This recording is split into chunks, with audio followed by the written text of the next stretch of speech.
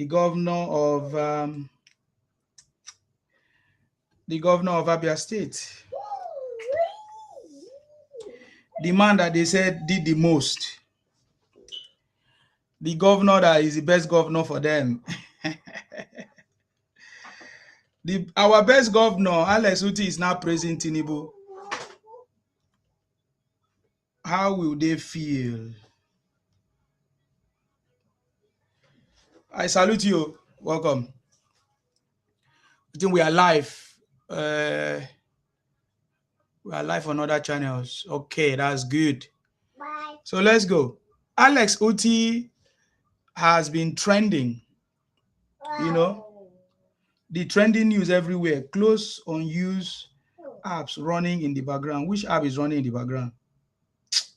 I bet, leave that in. So Alex Otti has been enjoying himself right now. I believe it's getting to the point that Alex Otti will now reveal his true color or what he believes or what he stands for. I strongly believe that Alex Otti stands for the good thing. Alex Otti stands for Tinubu. Alex Otti can confirm that Tinubu is the one that is making him to have enough money in his state. But you see, there's something that has been exposed about Alex Otti. Maybe Alex Otti is trying. Okay, there's no doubt. I'm not going to doubt that. But for the fact that some people have been promoting him, pushing him, telling us that he's the best governor is what we don't agree. Because Alex Otti is not the best governor anyways. Alex Otti is one of our governors from the Southeast that is doing maybe the best compared to other governors in the Southeast. But when it comes to Nigeria as a whole, we cannot say Alex Otti is the best. Alex Otti can be, let me say, the first governor in the Southeast that is doing well is Peter Mba. Let's say Peter Mba, followed by Soludo. And then maybe I would say Hope Uzodinma. They can be at the same level anyways. Hope Uzodinma and Soludo can be at the same level right now. But Peter Mba is still number one. Hope Uzodinma is the chairman of the Governors Forum and all of that. He's trying. But Alex Otti is the last. So there are 5 states in the Southeast. So the first state should be Enugu State, which is Peter Mba, followed by a tie of Imo State and Anambra State. That is Hope Uzodinma and Soludo. Then that's how many states? 3 states. Then the next one should be Abia State. But Ebonyi State is doing well anyways. So where would I place Ebonyi State? I will place Ebonyi State before Abia State. So Abia State is Ebonyi State is the 3rd. Alex Otti is actually the 4th governor. You understand me? No. Yeah, Alex is the 4th because now remember Imo State and Anambra is at a tie. So yeah, Abia State, Alex Otti just came last. From my own analysis, from what I see, based on their performance, that is in the Southeast. So we can rank governors in their regions and then bring out the best. The best governor today that is still standing is the Lagos State governor.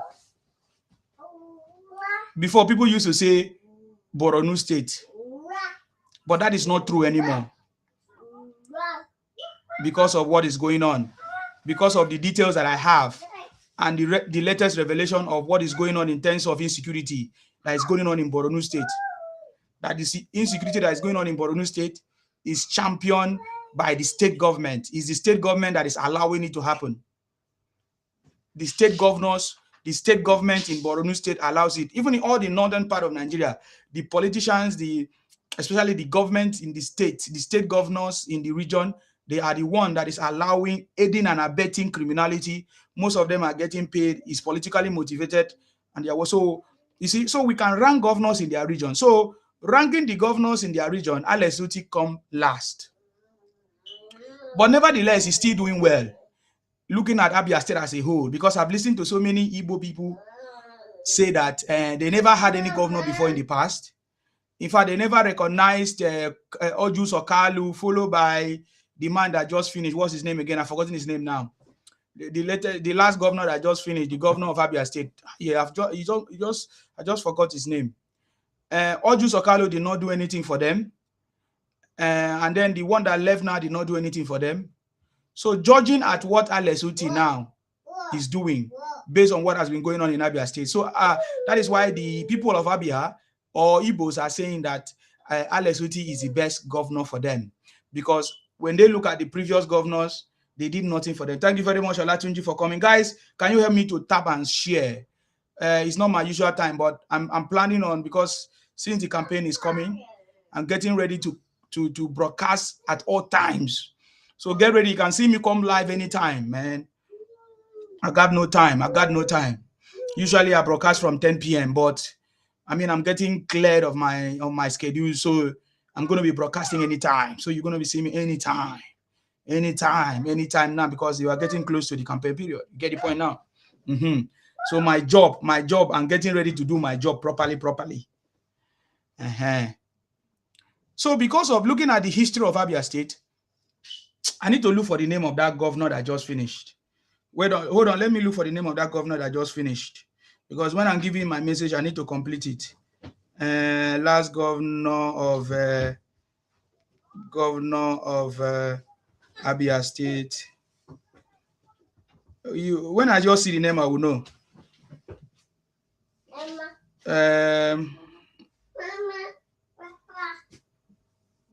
So Ojus Okalo, Okezie Ikpeazu.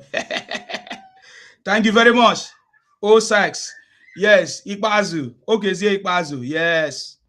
So looking at the history of Abia State, I don't blame people that are trying to give will I say kudos to Alex Otti, because when you look at the history of Abia State, they have never had any good governor for some time. McDonald say Nsima, the son of the snake Mugu, no problem. Just like I said in my video, if you have not watched my video, go and watch that video. I just posted a video right now about Amechi and the Igbo Onga style of politics. I love the Igbos. Nigerians love the Igbos. Every Nigerian loves even the Yorubas love the Igbos. But the Igbos seems to take it for granted. There are different classes of Igbos in Nigeria today. Even them themselves, they talk about it by themselves. That there are different classes of Igbos. The one that they call themselves Odogu, those are the wealthy ones. And the middle class, those ones that they say they are like traders. And the IPOP, Biafra people, which Obingos and all of them are part of it. So there are different classes of Igbos. But upon all these classes of Igbos, the Yorubas love the Igbos very much, because if the Yorubas don't love the Igbos by now, the Yorubas could have driven out the Igbos from Lagos. And if Nigerians don't love the Igbos, we could have driven them out of our states. Because if you go to Igbo land today, the population of Igbos are between, let me say, 10 to 12 million population of Igbos. 5% remain in Igbo land, while over 90% of Igbos do not live in their land, in Igbo land. They scatter across every part of Nigeria. And Nigerians accept them, welcome them, allow them to marry anywhere, intermarriage everywhere, allow them to do whatever business they want to do, stay everywhere, do whatever, even to a point that even they sell them lands, allow them to build houses, establish their family everywhere across Nigeria. But there has never been any story once reported anywhere in Nigeria, in the history of Nigeria, that Nigerians drove away Igbos. No. Rather, it was the Igbos that waged a war against Nigeria. Up to today, they are still doing it by demarketing Nigeria, running propaganda, which everybody can see. So we love Igbos. That is why we talk the way we talk. We try to caution them. We are telling them that Igbos should mind the way they behave. They should respect their host. They should stop trying to Igbonize other regions, like Igbos trying to Igbonize the South people, you know, trying to expand into territories and claim territories that do not belong to them. So that is why we love them. And we are encouraging them to stop and do genuine businesses and stop doing all these fake drugs, kidnapping and all those things, because it's not going to help you. Because right now, Nigerians are awake. We are going to call you out. We are going to expose you. We are telling Igbos to stop demarketing Nigeria, giving Nigeria a bad name anywhere they go. Look at what the disgrace that the Igbos have given to Nigeria and South Africa and other places. So those are the things. So when we call out the Igbos, it's not that we hate them. No, we love them. That's why we are doing it. If we don't love them, we would have allowed them to perish. We know how to make them to perish. But we are calling them out because we love them. We don't want them to become victim of our anger, of these issues that is going on right now, because it's getting out of hand and we are saying enough is enough. Okay, the point. So many times I see many Igbos try to abuse me, do all kinds of things to me, thinking that I don't love them. I love them. Even the Yorubas love the Igbos more than even the South people, because when the Igbos fought the South people, the only refuge that Igbos got was Yoruba land. And it was the Yorubas who accepted them, gave them food, gave them clothing, allowed Igbos to live and survive. Look at now, Igbos are now biting the fingers that fed them. Look at even the what do they call it? The Alaba market and all of that. The Igbos in Lagos, the market, the businesses that they're running. It was a Yoruba man who set them up. Tinubu allowed them to be there, make sure that they are okay. You get the point now. So, but look at the way they are treating Tinubu that allowed them, make them to survive in Yoruba land. That shows you that, it's the nature of Igbos. So when I'm even praising Igbos, I'm looking at the 99.9% of them, 99.99% of them who are a bunch of criminals.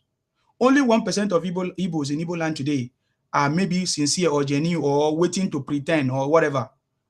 I can qualify Alex Otti as part of the 1% of Igbos who seems to look genuine, maybe because they are in politics. Dave Umahi, Hubuzodima, Soludo, and other Igbos who seems to be genuine. There are many genuine Igbos, but maybe they are genuine because of the conditions they are, but they still have the Botic blood in them that run in them, the DNA. So guys, if you hear anybody say Nsima is anti-Igbo or Nsima don't love Igbo, that is a lie, because I love them the most. Just like I said in my video, he who criticizes you loves you the most. I criticize Igbos because I love them. I want them to change. I want good things to happen to them. Like the ways Igbos are also criticizing Tinubu or running propaganda, they wish that Igbos, they have leaders like President Tinubu in Igbo land. They don't have it. That's why they are angry. They are jealous. They are jealous of the Yorubas because the Yorubas have leaders. See the way they are despising Tinubu because they love Tinubu. They have never seen any kind of leader that look like Tinubu. They love Tinubu. The Igbos love Tinubu. But the thing is that they don't have that kind of leader. They tried to find a leader in Obi. Obi disappointed them. They tried to find a leader in Nnamdi Kanu. Nnamdi Kanu disappointed them, became a criminal that by most of the Igbos, over 30,000 of the Igbos, using IPOM criminality. Igbos are looking for saviors. I'm telling you the reality. You understand me? Somebody said the Yoruba will disappoint me. The Yorubas have never disappointed anybody in history of Nigeria. So based on the history of Nigeria, the Yorubas never disappoint Nsima. Why should they disappoint me? What have I done? From the history of Nigeria, the people that have disappointed people are the Igbos. Contrary to the opinion of the Igbos everywhere. You see, when Igbos go to the north, they run a propaganda that the Yorubas are not good people. When Igbos come to the Yoruba land, they claim that the South people are Igbos. But now the Yorubas know it for themselves. The Yorubas know the truth for themselves, that the South people are not Igbos. Even the Northerners knows today that the South people are not Igbos. So all those lies and propaganda that Igbos used to spread before is no longer working. That is why I love them. Because I'm telling them the truth right now that they need to change and repent, because the lies that they used to run before is no longer working. Oh. Because very soon the Nigerians will rise against you guys, especially all these fake drugs that you guys are selling. Look at upon everything that the Igbos have done to Yorubas still love them. Look at the Igbos went and set up a illegal drugs by in their forest. But the Yorubas have never said Igbos must go.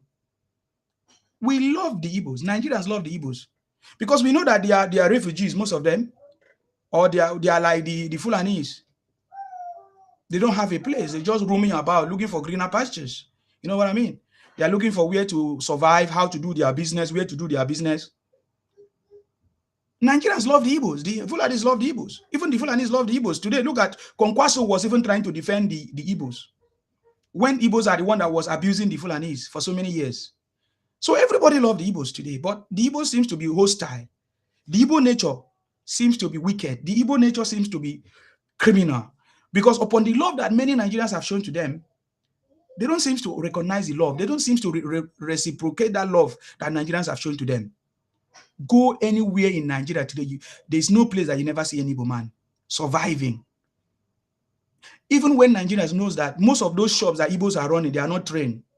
Like those pharmaceutical shops, all those medical shops that Igbos are selling drugs, fake drugs, and all of that. Nigerians still patronize them even at the expense of their own life. Can you imagine you going to Igbo shop to go and buy drugs and take medicine and say, oh, you want to be well, not knowing that they are selling fake things to you? But Nigerians still do it. They don't care. They still patronize them. I'm telling you, because I'm just saying this thing because you need to know. Because they always play the victim card. Today, you see the way I'm come to share this message, because do you know what? I'm getting close to the campaign period because I need to be passing my message very, very clear so that most of them understand. Many Igbos today are secretly loving Tinubu. Many Igbos, they wish they can have a leader like President Tinubu. That is why today I'm focusing on Alex Otti, because there's a current video that is trending of what Alex Otti said about President Tinubu. These ones are bold to come out and speak up. People like Alex Otti, people like Hopus Odima, people like Dave Umahi, people like Soludo. Those ones are bold. Igbos, they wish they have a president or a leader like President Tinubu. See, Igbos are very jealous of the Yorubas. Would I say in a bad way or in a good way? I don't know yet. But it's, in most cases, they wish in their secret meetings, in their Telegram group, in their private, will I say broadcast, I hear them whisper that they wish they have a leader like President Tinubu. Did you not listen to Kenneth Okonkwo? Kenneth Okonkwo confirmed what I'm saying. That when the whole world is like when the whole world came against Tinubu. How many of you remember 2022, 2023? It was like the whole world came against President Tinubu. Even the incumbent was like, oh, it was like they are also against President Tinubu. The cabals. They went and will I say what do you call it? They went and printed more money, new money, and said people should forget about the old money. They made life difficult for Nigerians so that Nigerians will hate Tinubu or will not support Tinubu. But look at what Kenneth Okonkwo said. That Kenneth Okonkwo did not cry victim. Kenneth Okonkwo said that President Tinubu did not cry victim. This is what Kenneth Okonkwo confirmed. Kenneth Okonkwo confirmed that Tinubu did not cry victim. Tinubu stood as a man. Unlike Obi. That's why I tell them, no, you cannot compare Tinubu to Obi. It's an insult to President Tinubu. Because in that video, Kenneth Okonkwo was saying, didn't you see how President Tinubu stood and fought against the cabals that was fighting against him? Everybody saw it. Everybody knew it. Everybody saw how the cabals was fighting President Tinubu. But he did not cry foul. In fact, President Tinubu insisted and said, no problem. I'm not afraid of elections. I'm not afraid of any contest. Let us go to primaries. If I lose, I lose. If I win, I win. That was the challenge that President Tinubu gave to them. So, Kenneth Okonkwo and Igbo man recognized the fact that Tinubu is a rare gem, if that's the word. Correct me if I'm wrong. You know, this English is not my language. You know, Sammy? Kenneth Okonkwo confirmed that Tinubu is a rare gem that Igbos don't have. If you want me to play that video, I can play that video of Kenneth Okonkwo fantasizing, loving. It might interest you to know that Kenneth Okonkwo was on the side of Tinubu before in APC. But because of this ethnic kind of, you know, the kind of politics that we play in Nigeria, ethnic kind of politics, he has to leave APC to go and support Obi. But now he's no longer support Obi. But inside Kenneth Okonkwo, inside of him, genuinely, Kenneth Okonkwo knows that Tinubu is a leader that nobody can beat. Time is coming in this broadcast, or maybe as time goes during the campaign, I'm going to show you all this.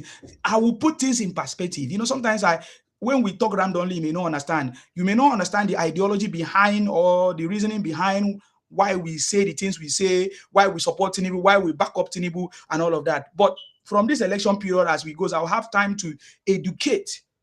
I'll have a joint kind of conversations, you know, so that you will see and understand what we are saying.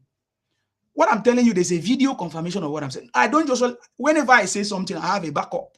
I have evidence. In that video, Kenneth Okonkwo was so proud of Tinubu. He was like making reference to what Tinubu did when everybody was against Tinubu. Tinubu did not play the victim card.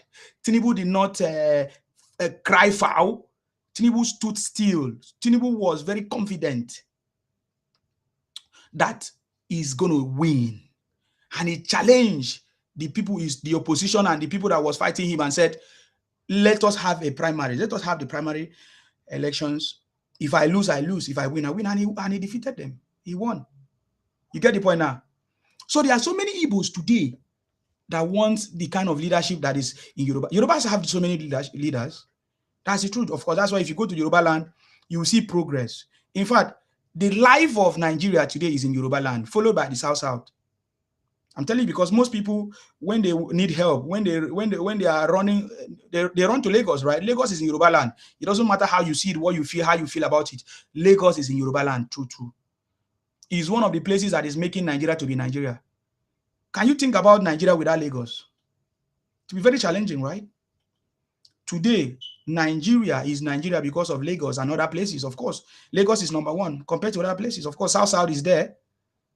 You know, the South people don't have any problem in identifying and saying the truth, because we know who we are. We are also kings and queens, and then you need to recognize your own fellow kings.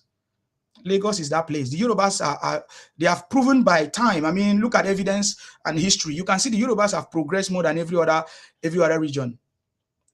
How do I know? They have a very good road network right now in Yoruba land, and they are still building more. The Yorubas are using their development commission, the money given to them, the Southwest Development Commission. This is the commission that President Tinubu set up. The Yorubas are using their own development commission money to set up the Yoruba land, to make sure that they have a connected road network, a railway system. And as I'm talking to you, it's already working. Which railway system do we have in the South? So that is why I'm saying that the Southwest, the Yoruba land, is the number one in Nigeria today. I can even say followed by the North. The South is the third, followed by the Southeast. I know what I'm telling you, because contrary to what people say, if you go to the North is more developed than the Southeast.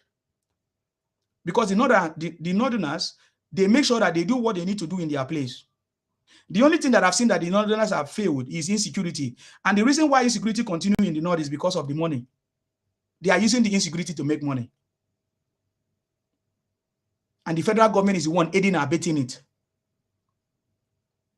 So if not Lagos, without Lagos or without Yoruba land, the North would have been number one developed region in Nigeria. When you talk about electricity, do you know that they have more power supply in the North more than in the South? They have good roads in the North more than in the South. But Lagos is number one. That is why, yes, we can say that Lagos top the chart, followed by the North. You get the point now. The North are doing very well. Don't be deceived. Two things that the North are not getting well. But from when I look deep into the investigations, I discovered that it is by design. But for us in the South, or maybe outside of the North, we see it as something wrong. But whatever is going on in the North is designed by them. So I can say that the North, based on my investigation, is the number one in Nigeria today.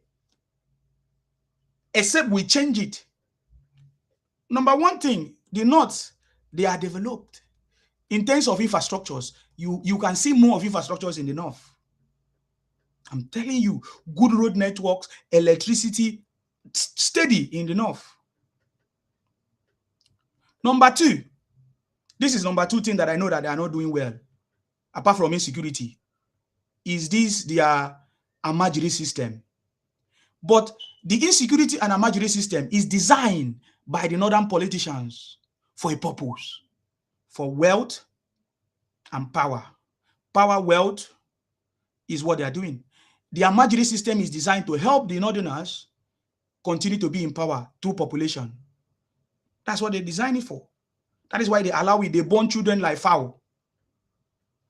They born children like fowl. You can see the northerner can marry 10 wives, 20 wives, they don't care. They produce. They produce. The reason for that is because they want to use it as an advantage. How do I know is a deliberate attempt? Because governors in the north, they are using the taxpayers' money to organize mass wedding. We have evidence. Do you understand what I mean by mass wedding? They gather women and marry them out to one man. The governors are sponsoring mass wedding, mass marriage. That is how I know that the Amajiri system is designed. Because if one man that do not have a job married 5 wives, what do you think will happen? There will be the Amajiri system will continue to grow. And that is designed for them to continue to be in power, to have population, to suppress other people. And just like I said, the second one is the insecurity system. The latest revelation shows that the northern governors are the one aiding and abetting the insecurity. Is organized political system. The insecurity. When you hear about Boko Haram, you hear about so many Boko Haram group or so many kidnapping cases. These are orchestrated. The orchestrated system of kidnapping in the north is to collect money from the federal government, and they have been succeeding. You might say, oh, the federal government is not directly giving them money to pay for bandits or to pay for ransom. No, the federal government might not be responsible directly, but you see, every money that the government have in the north, that the state governor have, come from the federal government. So that is why I say that the federal government is aiding and abetting the Amajiri system in the north. The federal government is aiding and abetting the kidnapping business in the north. The federal government is aiding and abetting the Boko Haram system that is going on in the north, because they openly tell us that this is what they are doing. Look, Lakurawa group of kidnapping was set up by the North. They came and announced it on a public TV, on a national television. The federal government did nothing about it. When the Lakurawa group started, it was announced on the national TV. So the federal government knows. Even this government don't have the balls yet to deal with those groups. Maybe because of election. That is the truth. We have to tell you the truth. I love President Tinubu government, but I'm also saying the truth about this. The latest revelation shows that the ransom that the state governors pay these criminals in the north comes from the federal government. Yes. Because there's no money that reaches the governors without from the federal government. Are they generating internal revenue? Some of them are generating it. But the bulk of the money that the governors in the north have come from the federal government. So the federal government indirectly is funding the Lakurawa group, is funding ISWAP, is funding Boko Haram, is funding all those things. Because when they give them money for what do they call it, for their security vote or for all kinds of things, they use the money to pay ransom. They organize, kidnap people, and negotiate, and still use the money to pay. So that is why I'm saying that this are system that is being orchestrated in the north is a deliberate attempt. So if not that, the north would have been number one in the eyes of Nigerians. But because of all this insecurity going on, all these insecurity issues, the Amajiri system, people will feel that the north are not educated. No, they are educated. If you want to try, go and try the north in terms of politics, in terms of anything. The northerners are educated. What is happening there is orchestrated just to continue to keep them in power, to continue. You know, when they are poor people, the political class will be able to control them and all of that. And that is what is going on there in the north. So if you rank the people that are progressive or people that have made impact in Nigeria today, number one is the Yoruba land, followed by the north, and followed by the south, and the southeast is the last. You get the point now. Now let me share a little bit about the north. The north a little bit, the southeast. Now, the southeast have this criminal mindset, just like they always have. What do I mean by criminal mindset? They want to leave their own southeast. They don't want to touch their own resources. They don't want to hold their own leaders accountable in the southeast. They don't want to hold their governors accountable. They say that if you, in Igbo land, that there's a slogan that says, do not scold your child in the public. No, do not scold your own brother or sister in the public. So that is why you will never see any Igbo man scold anybody, including Obi. Have you seen Obi condemn criminality? Have you in Igbo land? No. Have you seen Obi condemn any criminality that's happening in Igbo land? I'm telling you, this is the DNA of Igbo. See, let me tell you something. There is something that lives in you. Is ideology. Is in your DNA. And it will be difficult for you. What is easy for other people to do, it will be difficult for you because it's not in your own DNA. What I'm telling you now is not in the DNA of Igbos. They don't openly scold their brothers. They don't openly condemn their brothers. But you will know that the Igbos are fighting, but you will not see what they are fighting for.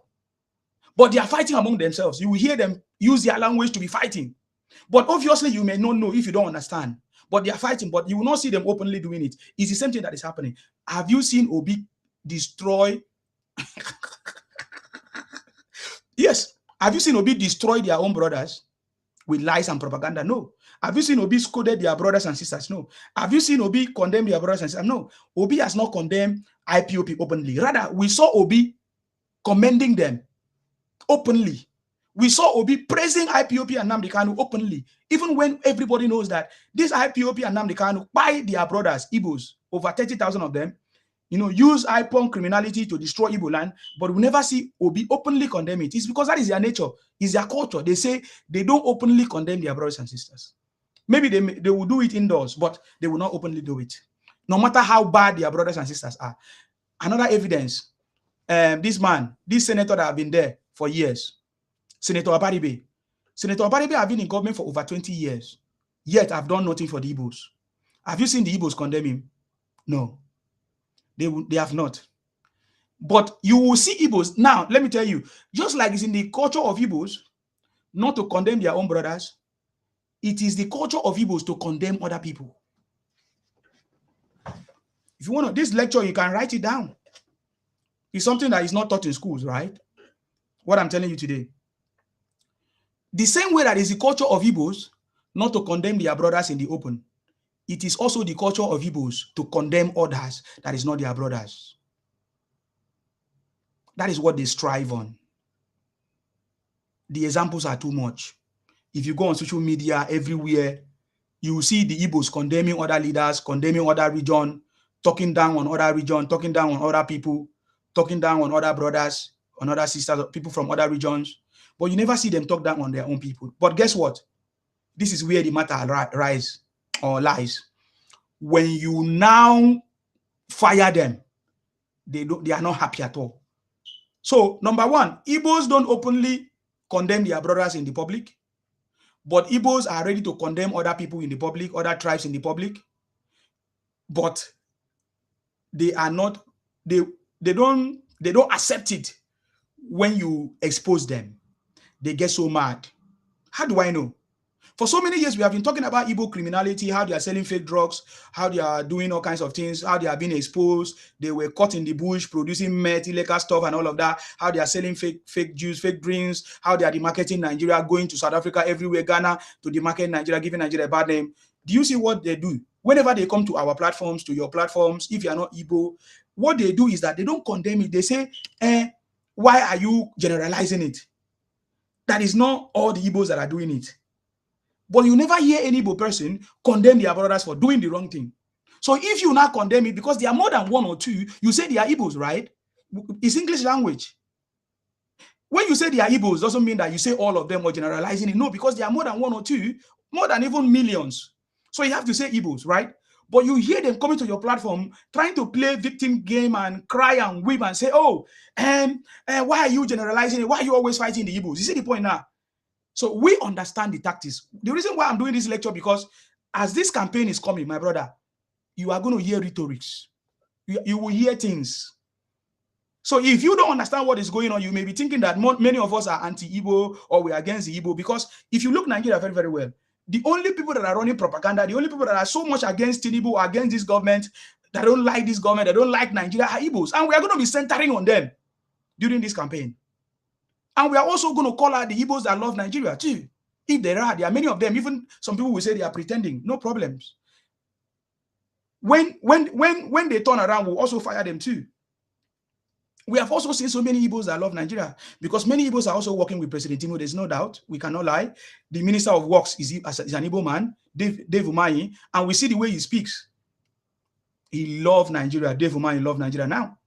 Maybe because he's handling many projects as a politician in Nigeria, or maybe because he's the Minister of Works. We don't care, because right now he has not said anything bad against Nigeria. He has not joined the other Igbos and Biafra to run propaganda against Nigeria. So we love Dave Umahi. You see the point now?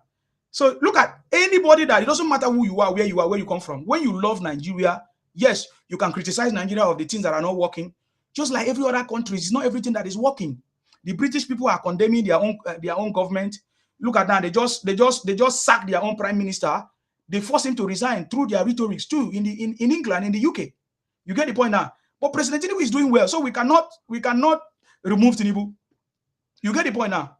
So I'm trying to give you this preamble because there's a lot of things that we are going to say. There's a lot of things that we are going to be talking about. So I'm coming down today. You see the way I am, trying to speak very calmly so that you can understand what I'm saying. We love the Igbos, but Igbos don't seem to love Nigeria. How do I know? Since the amalgamation of Nigeria, because remember, Nigeria was a northern and southern protectorate before it became Nigeria in 1914 through the amalgamation process.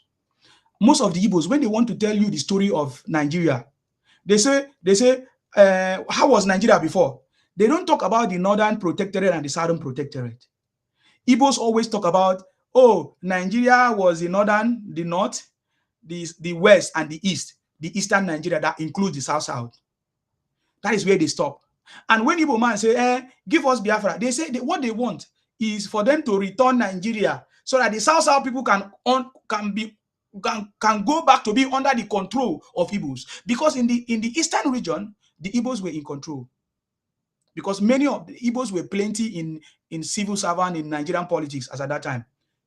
Igbos were everywhere at that time. In fact, Igbos wanted to take over Yoruba land. That's why I'm telling Yorubas today, the Igbo fantasy to take over Nigeria, to take over South as their own, does not remain only in South. It's everywhere, including Yoruba land. It happened during the times of Awolowo, when the Igbo man, Azikiwe, wanted to take over the Yoruba land until Awolowo by night overturned the elections and all of that. So it's not today.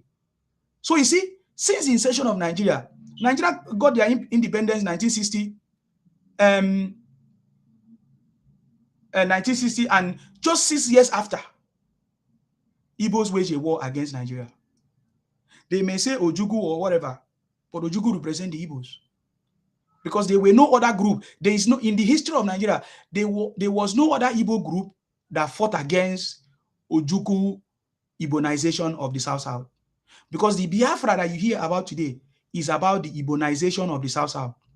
It's about the Igbos expanding into the South. It's about the Igbos taking over the South. There's nothing else. There's no other definition. How do I know? The Yorubas, they did not want to be part of the Biafra war. Even the Middle Belt, as at then, the Bini, the Edos, the Delta people, they never wanted to be part of the war. Even the North, they removed themselves. This fight was against the Igbos, against the South people, the Niger Delta people, the coastal people. And the first gunshot happened in Calabar. That is because at that time, there was no Akwa Ibom. It was Calabar. The Igbos wanted to Igbonize us. In fact, when you hear about the Abori Accord that Igbos always talk about, is because the Igbos wanted to take over the South and Igbonize us. So Ojukwu tried it in the Abori Accord. One of his requests was that he wants the South to continue to remain under the Igbo marginalization. You understand me? But they refused. That is why they created state for us. One of the people that created state was one of those governors. You know, mention them. One of those state, what did they call them? What did they call them then? As at that time, you know, president. Let me say president that created the state. You know, divided it and say these guys have been shouting of oppression by the Igbos. Let me give them their own state. But Ojukwu was mad because he thought that he can take over our oil. I don't even want to talk about the Azikiwe, the Zik of Africa. They call him Zik of Africa. Why? Do you know why? Because the Igbos, as at that time, they thought that they would take over everywhere. You see, when the table turned, now they are so mad. They say, oh, Igbos have been marginalized. That when last has Igbo man become a president? No, Igbo man will not become a president. Do you know why? It's because the last time they were in charge, they wanted to Igbonize everybody. They wanted to take over everybody. They wanted to enslave everybody. Since then, no one has the trust to put Igbo man in that position, except everything is decentralized. where everybody will manage their own affairs, manage their own resources, then Igbo man can just come there as a figure. That's it. How do I know? Azikiwe was a ceremonial president, in my opinion. He later found out that he didn't have much powers compared to the premiers. Are you getting me the point now? So that is the same thing that needs to happen. The presidency should be made as a figure, as a maybe national figure. Presidency, that position should be made as a national figure, as maybe a national, a symbol of unity. But when it comes to the resources must be managed by those who own it. It's wrong for the federal government to continue to share the resources of people to others. It's wrong for the federal government to continue to share the resources of the South people to the north or to the world. It is just now that I'm hearing that they have started to share the solid minerals that is in the north as a national wealth. A little bit of it.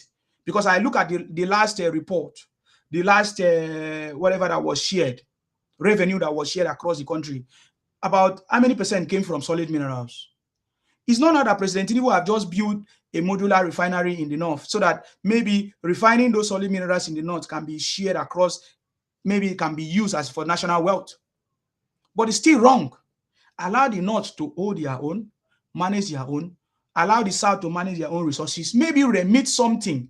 That is a symbol that will bring a symbol of unity. I've never seen any country that share the wealth of another place, another location to another location. I've never seen it. It's only in Nigeria, and they always do things wrong.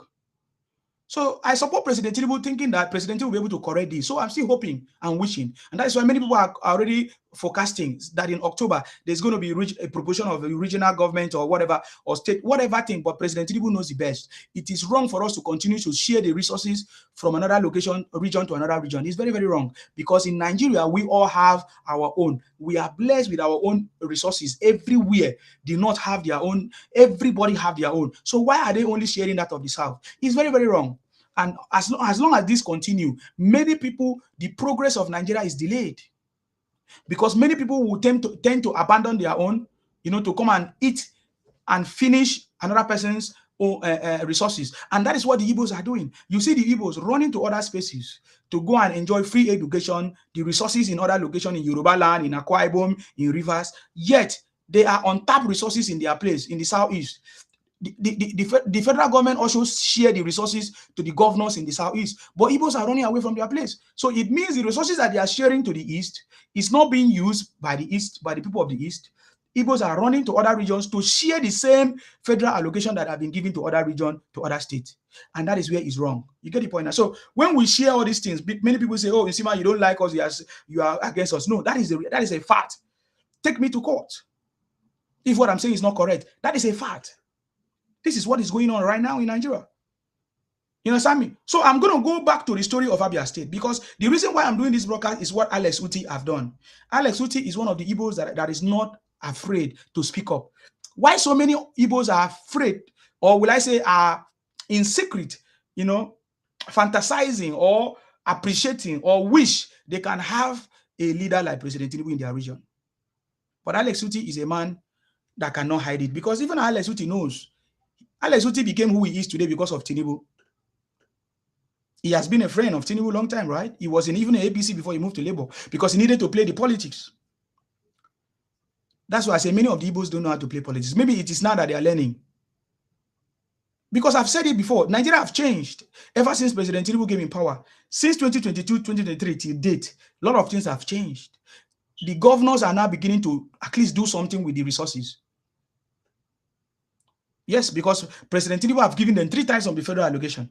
Now, when you look at the history of Abia State, hold on, guys. Ooh, 3 o'clock. Shit. Hold on, guys. I need to make this call. Very important. Guys, hold on. I need to make this call. Hold on, guys. I need to make this call. Hopefully it works. Just had important call that I missed. I don't know what happened there.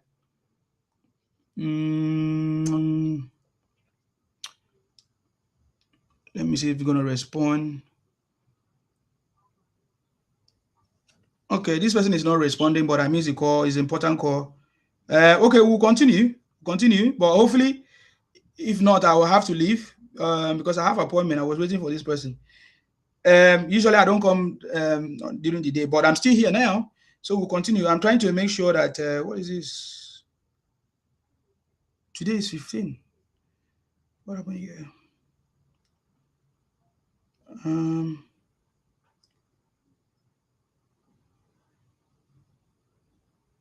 What is this from Facebook sent you? What happened?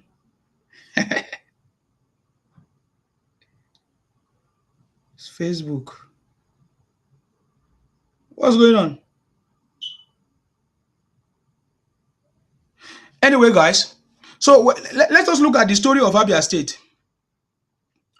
When you look at the story of Abia State here, you will understand that the Abia State people have been facing a lot of bad leadership. There has not been progress. So the little one that Alex Otti is doing, they say is the best, is number one governor in Nigeria. No, Alex Otti is not the number one governor in Nigeria, but yes, he's doing the best for the Abia State people, because comparing it to what has happened before in the past. So when you look at Abia State was created in 1991.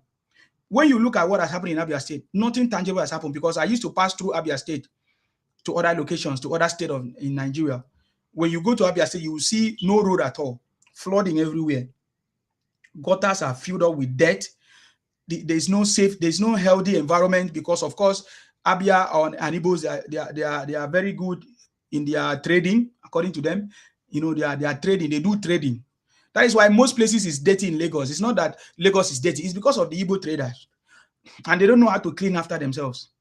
How do I know? When you go to Abia State, you see what I'm talking about. When you go to Onitsha, Anambra, you see what I'm talking about. The same dirt everywhere, rubbish everywhere, because they don't know how to clean up themselves. That is why Igbos cannot do business in the UK, because they will not know how to keep up to the rules. I'm telling you, they filter everywhere. They rubbish everywhere. You know, rubbish everywhere in Onitsha, in Abia, everywhere, anywhere, even in Lagos, all those areas that Igbos are staying, everywhere is filthy because of their businesses. In Ariaria market, you need to go and see. Look at the international market that Igbos are making noise. Have you seen Ariaria market? It's like one place in my village. I can't even remember. Is there any place in my village that look like that? They say Ariaria is international market. There's no better shop. There's no better proper market system, or will I say organization. Flooding, you saw flooding. That is how Alex Otti was exposed. Are you seeing them shouting Alex Otti the best governor anymore? Because he's been exposed. He's not.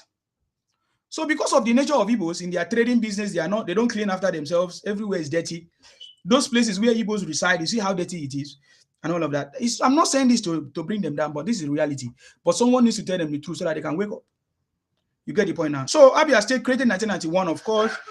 Frank Ajobina was appointed the first governor, followed by Oju Sokale in 1999. So you see, so when you look at when Abia State was created, 1991, the first governor was Frank Ojobina, or whatever they call him. He didn't do much, because after 8 years, that was when Oju Sokale came, 1999 to 2007. Oh boy, you need to see, from 1999 to 2007, nothing was working in Abia State. You need to see mosquitoes. You need to see stagnant water on the road everywhere. Oh my God, I visited Abia State with one of my friends. I said, today, most of my friends are Igbos. I visited with one of my friends, one local like that. Oh my God. I went to their house. You need to see water. Water flood everywhere, mosquitoes, stagnant water everywhere, because there's no gutter, flooding everywhere. There was no good road in Igbo land. I'm telling you, in the heart of Aba. So just barely 1991 that Abia State was created. The first governor came after 8 years of the first governor. Oju Sokale came. That is why most of the Igbos, or most of the people from Abia State, they will never forgive Oju Sokale, because Oju Sokale did not make Abia State to be anything. It was the worst time in Abia State, Oju Sokale period.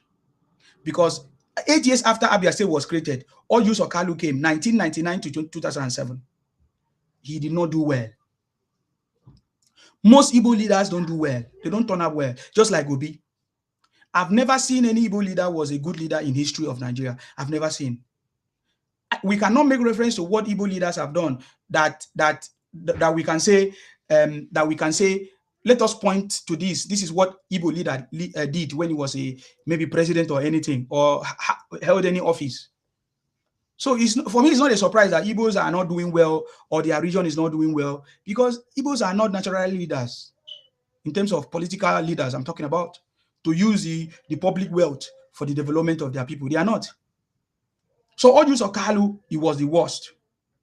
It was the worst. Ojus Okalu, 1999 to 2007 was the worst for the Abia State people, followed by Theodore Oji, 2007 to 2015. He was the worst too. So consecutively, or successors of Ojus Okalu, they were all bad leaders. Igbos in Abia State never see any good thing. They never witness democracy. They never witness any good government. So you can imagine where Igbos come from, that they never witness anything good, any good leadership in their land. So you'll be thinking that, what will be the mindset of Igbos about Nigeria? They will be thinking that Nigeria is not working or Nigeria is not good because they have never seen any good leadership. How do I know? When Igbos hear about Lagos, they see Lagos as a city. They rush to Lagos and they come in mass because they have heard that when they come to Lagos, they can make money, they can make wealth, they can grow. And there's a lot of example. Many Igbos today make their money in Lagos, including Obi. Any prominent Igbo man made their money in Lagos, or today of South, or in the North. You get the point now?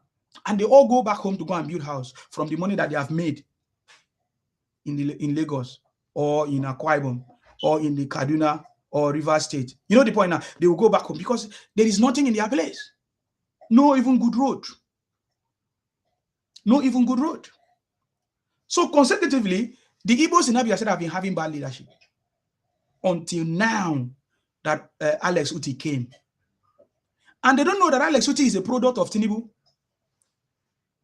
Alex Otti learned from Tinubu. President Tinubu is his coach. President Tinubu is his mentor. And that is why the little thing that Alex Otti has done today is because of Tinubu. So Igbo should give thanks to Tinubu. I don't want your case to be a case where after Tinubu has finished, you now realize that it was Tinubu that made it possible for you guys. Even today, President Tinubu is empowering the Igbos through Dave Umahi and others. Yes, Dave Umahi tried in Ebonyi State. But the reason why Dave Umahi tried too is because Dave Umahi is also under the tutelage of Tinubu. He also learned from Tinubu. Tinubu is his mentor, his father. And when you look at Dave Umahi, even the Igbos say that the Ebonyi people are not Igbos. So I don't want to go deeper into that. But people that make it, people that do things differently, you find out that they are working for Tinubu. Alex Otti, Dave Umahi, Soludo, all those Hobus Odima, Peter Mba, they are grateful for Tinubu. They are all boys to Tinubu. Tinubu made them who they are today. So, but then you will see Igbos praising Alex Otti and abusing Tinubu. What do you call that? What do you call that? It's a lack of knowledge. Why this guy did not call me again? What is going on? Guys, sorry. I get so many things to talk, but I also have important thing I was supposed to do. That's why it did not happen. I came live, but now I can't hear the person again. I don't know what is going on. Okay, I'm going to bring this person up, but we have a lot of things to say, guys. I've spoken for almost 1 hour. Wow. That speech now, they're supposed to pay me. Thank you guys for sharing. Thank you guys. Let me bring Ade. If Ade is here, I think Ade knows a lot of some other stories as well, history. Ade, are you here? Ade Kami, are you here? Okay, he's not here. We'll go ahead. Right, what do you want to say? Go ahead. I'll give you a chance to speak, please. I salute you. You're welcome. God bless you.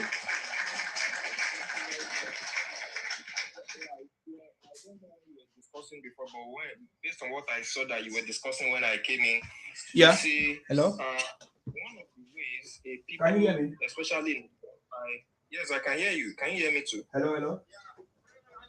Okay, especially in a more ethno-linguistic country like Nigeria, one of the ways people can be empowered. I can't hear you, sir. Hello? No. What did you say? Mama! Yeah? look at the south part of Nigeria. Okay. Under this administration. Okay. Thank you. Bye. You know what these people do? Mama. They like to praise. Adekami, can you speak up? Adekami, can you speak up? Yes, I am speaking up now. Yeah, it's good now. Go ahead. All right. So, when you look at, they look at who is just performing or who is doing, but they don't look at who is making them to do the work.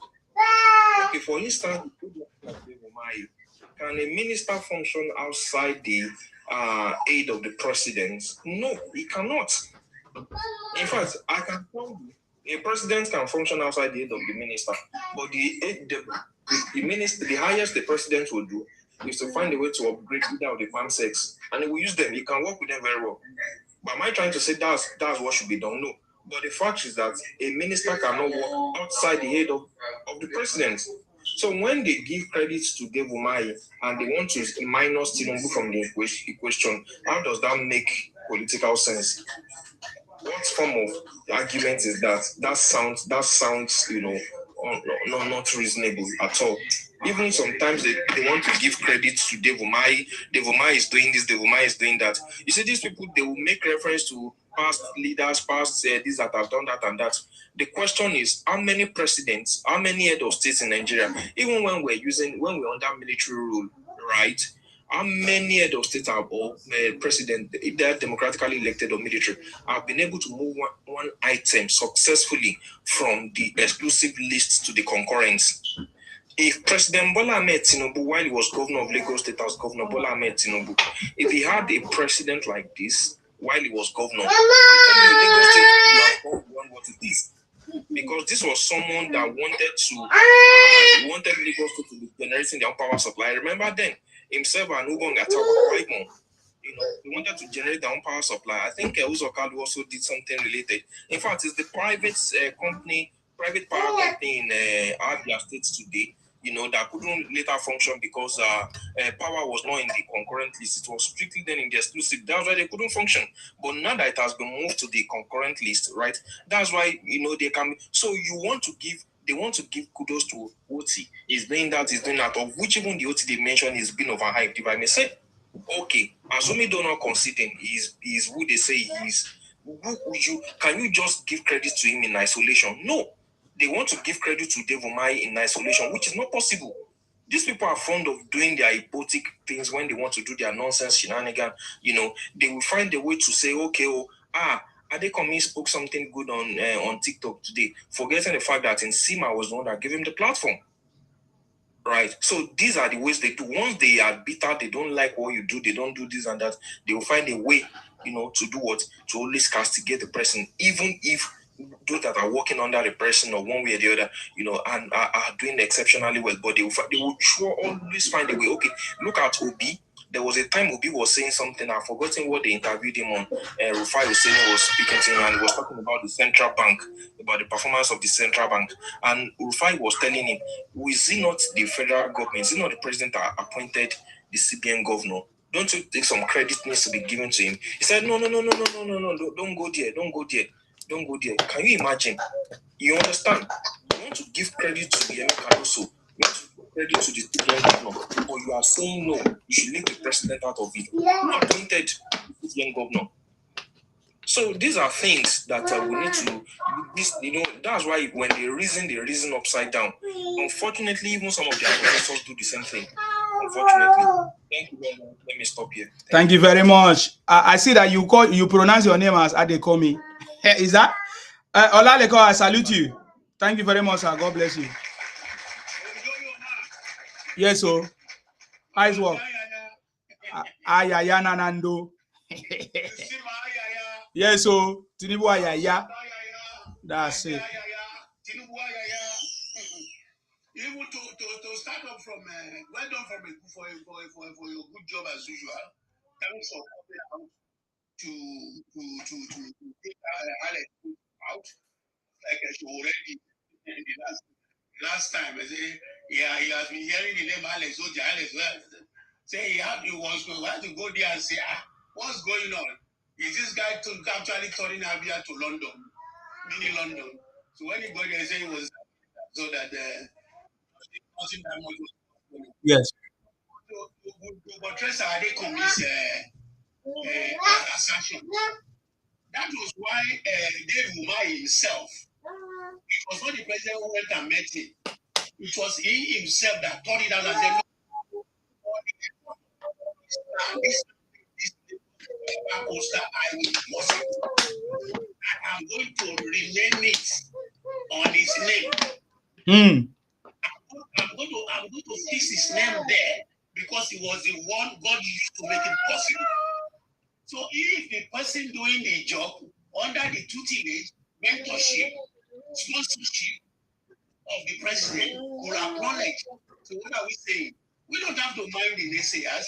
We don't have to mind the wailers, because they are all children of doom, all children of democratic Nigeria on patriotic zealots. So we don't have to mind them, because thank God you mentioned it now. You said most of those evil guys now are now rising up, waking up from their slumbers now. They are secretly admiring the president. That is only Alex Otti who was brave enough to come out and say it. Even the woman will never cease to tell you that the Saudis have never had it so good until this president. So if they like, let them continue doing the same thing. And they will definitely get the same result until they choose to do things differently. Because all this will do, they are mentioning. Every sane Nigerian, every patriotic Nigerian knows that only also ticket cannot fly. Exactly. It can't fly. Wake up from your slumber. Open your sense. Open your brain. Open your heart to the truth on ground. The only one cannot stop deluding yourself so that in 2027 again, don't go and start telling us INEC, judiciary, this reading. Because that's always been your language. They read that when somebody that came out, I've never had it before in the issue of election in the whole world. Somebody who came third position, you say is the one that won the election. It has never happened before. The only one we know is that if just the runner up is the only one always crying foul. That I won the election, they read me out. Not the person who came third out of the trial. And you now say you want to say the rigged election. Even though he never went to court and said the election was rigged. He went to court to disqualify the president based on one thing or the other. And he failed. So what I'm talking about here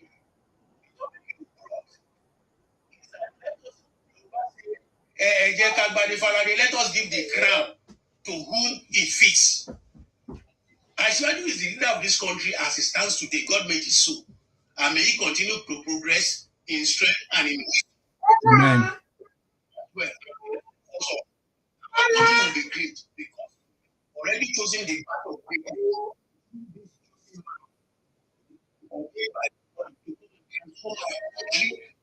Policies that is gradually creating the system that we need to improve the society at large. So God has given us this man. I'm just appealing. Maybe I should not use the word appealing. I'm just telling the Igbos, wake up from your slumber. Stop playing a defeatist game. Stop playing, stop shouting marginalization. Stop crying. It's high time. Align with the center. Align with the center. Align with President Oga, that is not your time. You want me to block you? That is not your time. That is not your time. Oh. Sorry about that. I was thinking that it's going to be civil. It's not. He's not civil person. He thought that he can come and shout here. Please go ahead. I'm sorry.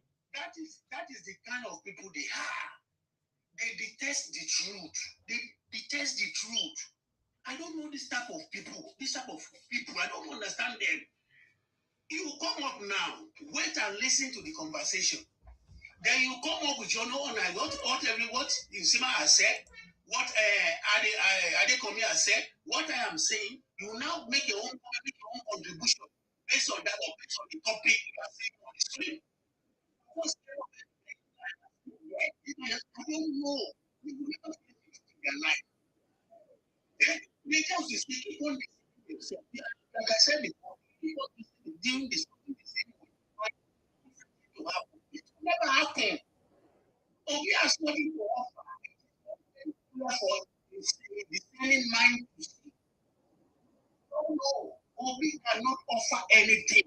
We have the capacity to do so. And we are from the experience we've seen him govern Anambra for 8 years. I'm kidding because I don't see anybody there. That's why I'm talking on. If you want me to stop, let me. Oh, go ahead, sir. When you are ready to stop, there's no problem. I don't have problem. Go ahead. You are saying what you need to what I would say too. Yeah. Things bitter truth you said today about the federal government. Some of it I didn't agree with you. If you go to my comment underneath there, I was trying to tell you that when you're talking about the resources from the north and all those stuff that they should allow them to use their resources. And before the south resources are being used to develop the whole of Nigeria. Now, when they don't start discovering their own raw material, their natural resources, now we are bringing little to it. I'm telling you, I was just coming on the comments and I said, look, we are fighting, but that is what makes a good friend. We don't have to agree all the time. If you get to a point that maybe you have to disagree, say, okay, Sima, it's not like this. Ola, it's not like this. This is how it is. Then we rub minds and arrive at a logical conclusion. But these people never do that. The moment you say something that they feel is not going down well with them, they come up with a rattle. They come up, start abusing, start cursing, and start saying rubbish. And all these things you have been saying here all the while. This is the first time our natural resources, the bitumen, I'm not talking of oil now.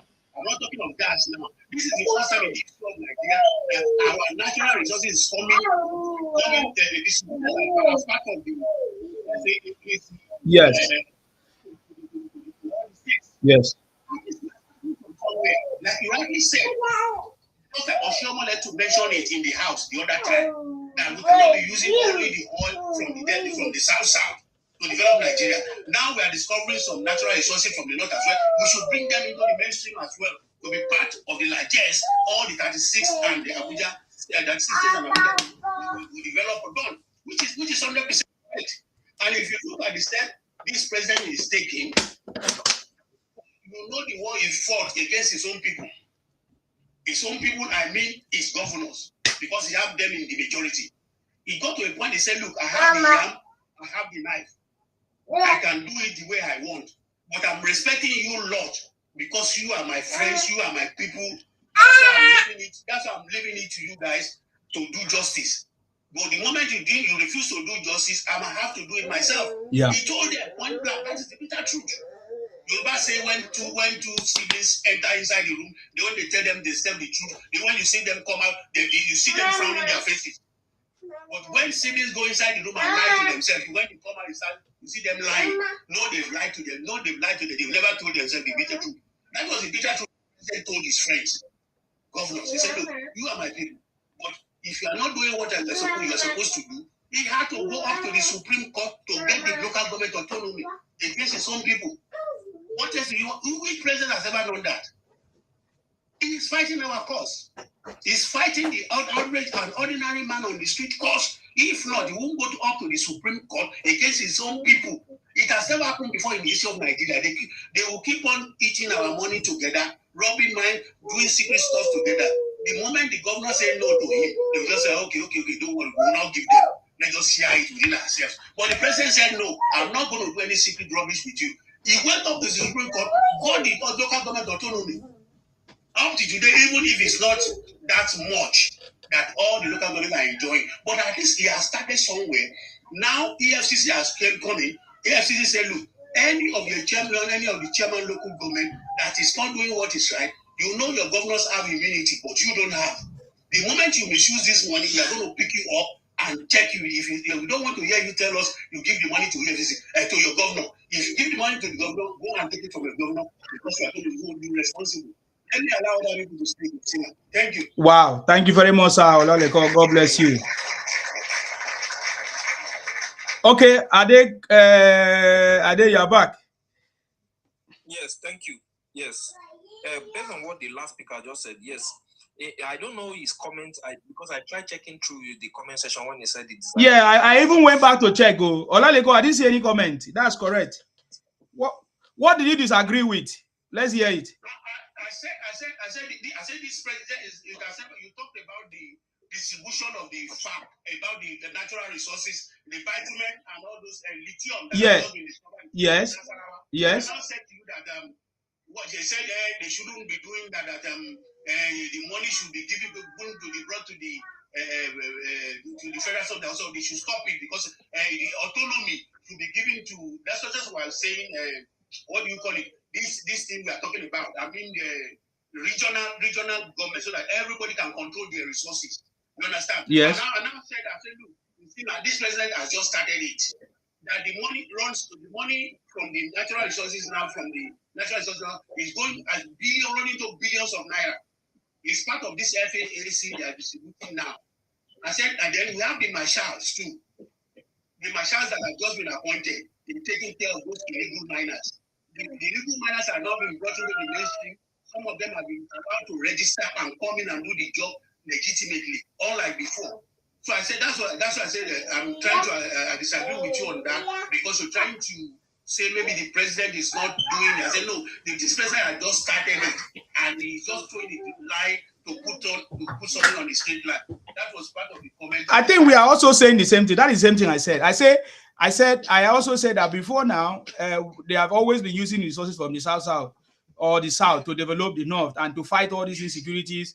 Why they have solid minerals that they don't bring for national sharing as well. But I said that, but under this government, the fact sharing, that the latest fact sharing, we saw that the solid minerals was part of the share, right? That's what I said. We are on the same track. We are on the same track in what I'm here. We are in the same track. Maybe you didn't hear me well. Adekami, is that not what I said? Exactly, that was what you said. Yeah, so that's what I said. I say in this government that we are not seeing that the solid minerals are now being shared as part of this thing. But I don't still agree to the fact that every resource is supposed to be managed by the owners. You get the point now. That is the way we can bring competition and bring more growth. Very true. That is what I said. Yeah, I said I don't still agree with that. We need to manage our resources by ourselves. So yeah, so we are on the same track, sir. We're on the same track. Okay, Ade, please go ahead. Yes. I think I'm clear on that because I can say the three of us were on the same track now. Yes. So pending the time that the resources will maybe regionalism or resource control will be given back to the subnational. Yeah. Let everybody enjoy their resources, each other's resources, because those guys have enjoyed the south resources too over time. So we too let's enjoy their own resources too. I don't know if you get what I'm saying. Yeah, that's correct. So when that regional thing comes in, right? So everybody will be left with their own resources and control, because there's no region in this country that God has not blessed. Let's be realistic. So let everybody control their resources, generate employment, foreign direct investment. If you like, buy on yourself now, sabi. Or by the time you see other regions doing well with their own resources, doing a lot of good things, you understand. In fact, many of us just only think that the south or as just put there are a lot of resources in the south that even the south has not tapped into. And if we should continue with the idea of all resources should become federal, should be controlled by the federal, and then all, it will be a huge unjust to those people in the south part of Nigeria, especially because you are tapping from their crude oil. You also want to tap from other resources that they have. No. So in the long run, but for now, yes, we agree.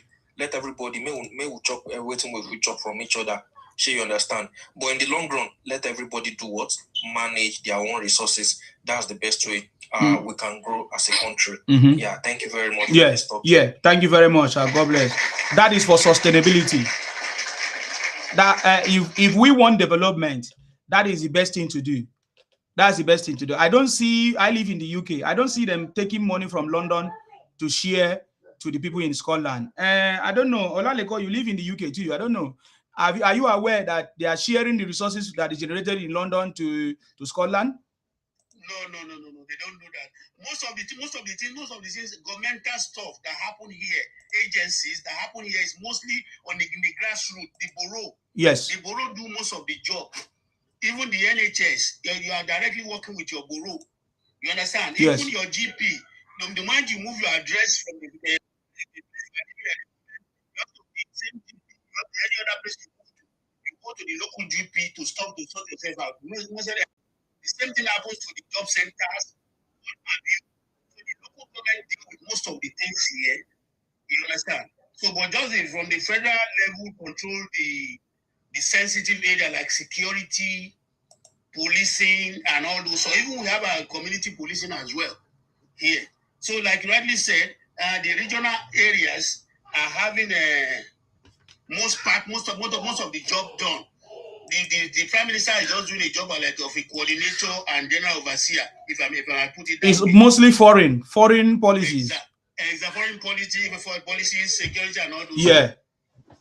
Which is the true job of the prime minister or the president. So, and that is what we want. That is why when the state fail, people are calling the presidency to come and fix their problem in their state. So that is why it means that something is wrong somewhere.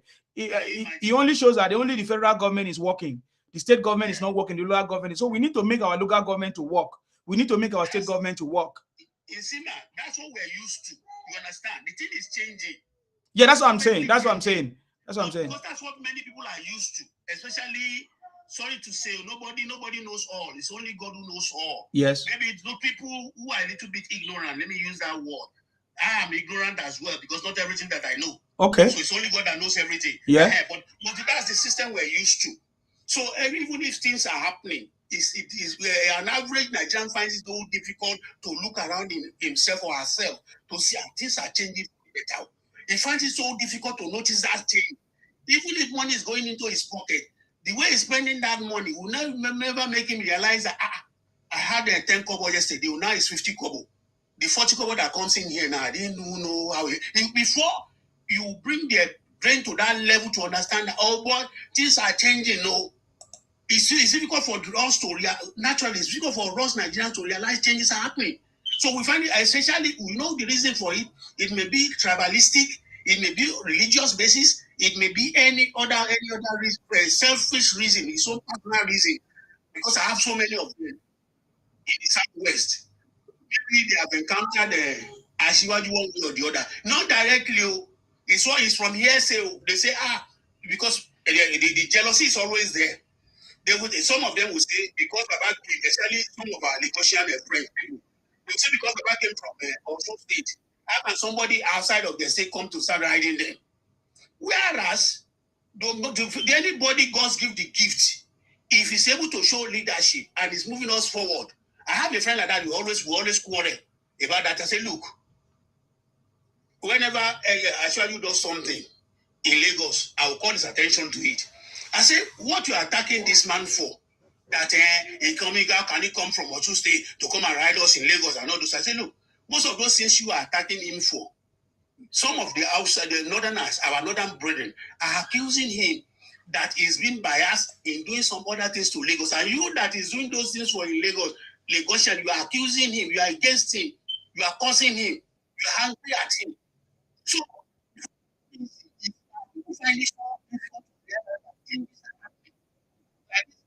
this legal guy that came up now that want to start attacking us because of his bias on tribal stand, because of his bias on whatever reason is maybe religious and all those stuff is coming up to because now they're trying to bring up the Muslim. Have you listened to Abdullah Suli with the of channels when he interviewed the man, the Nasarawa State governor? Come and see fire. That one was telling him, say, look, you don't know who we are dealing with here.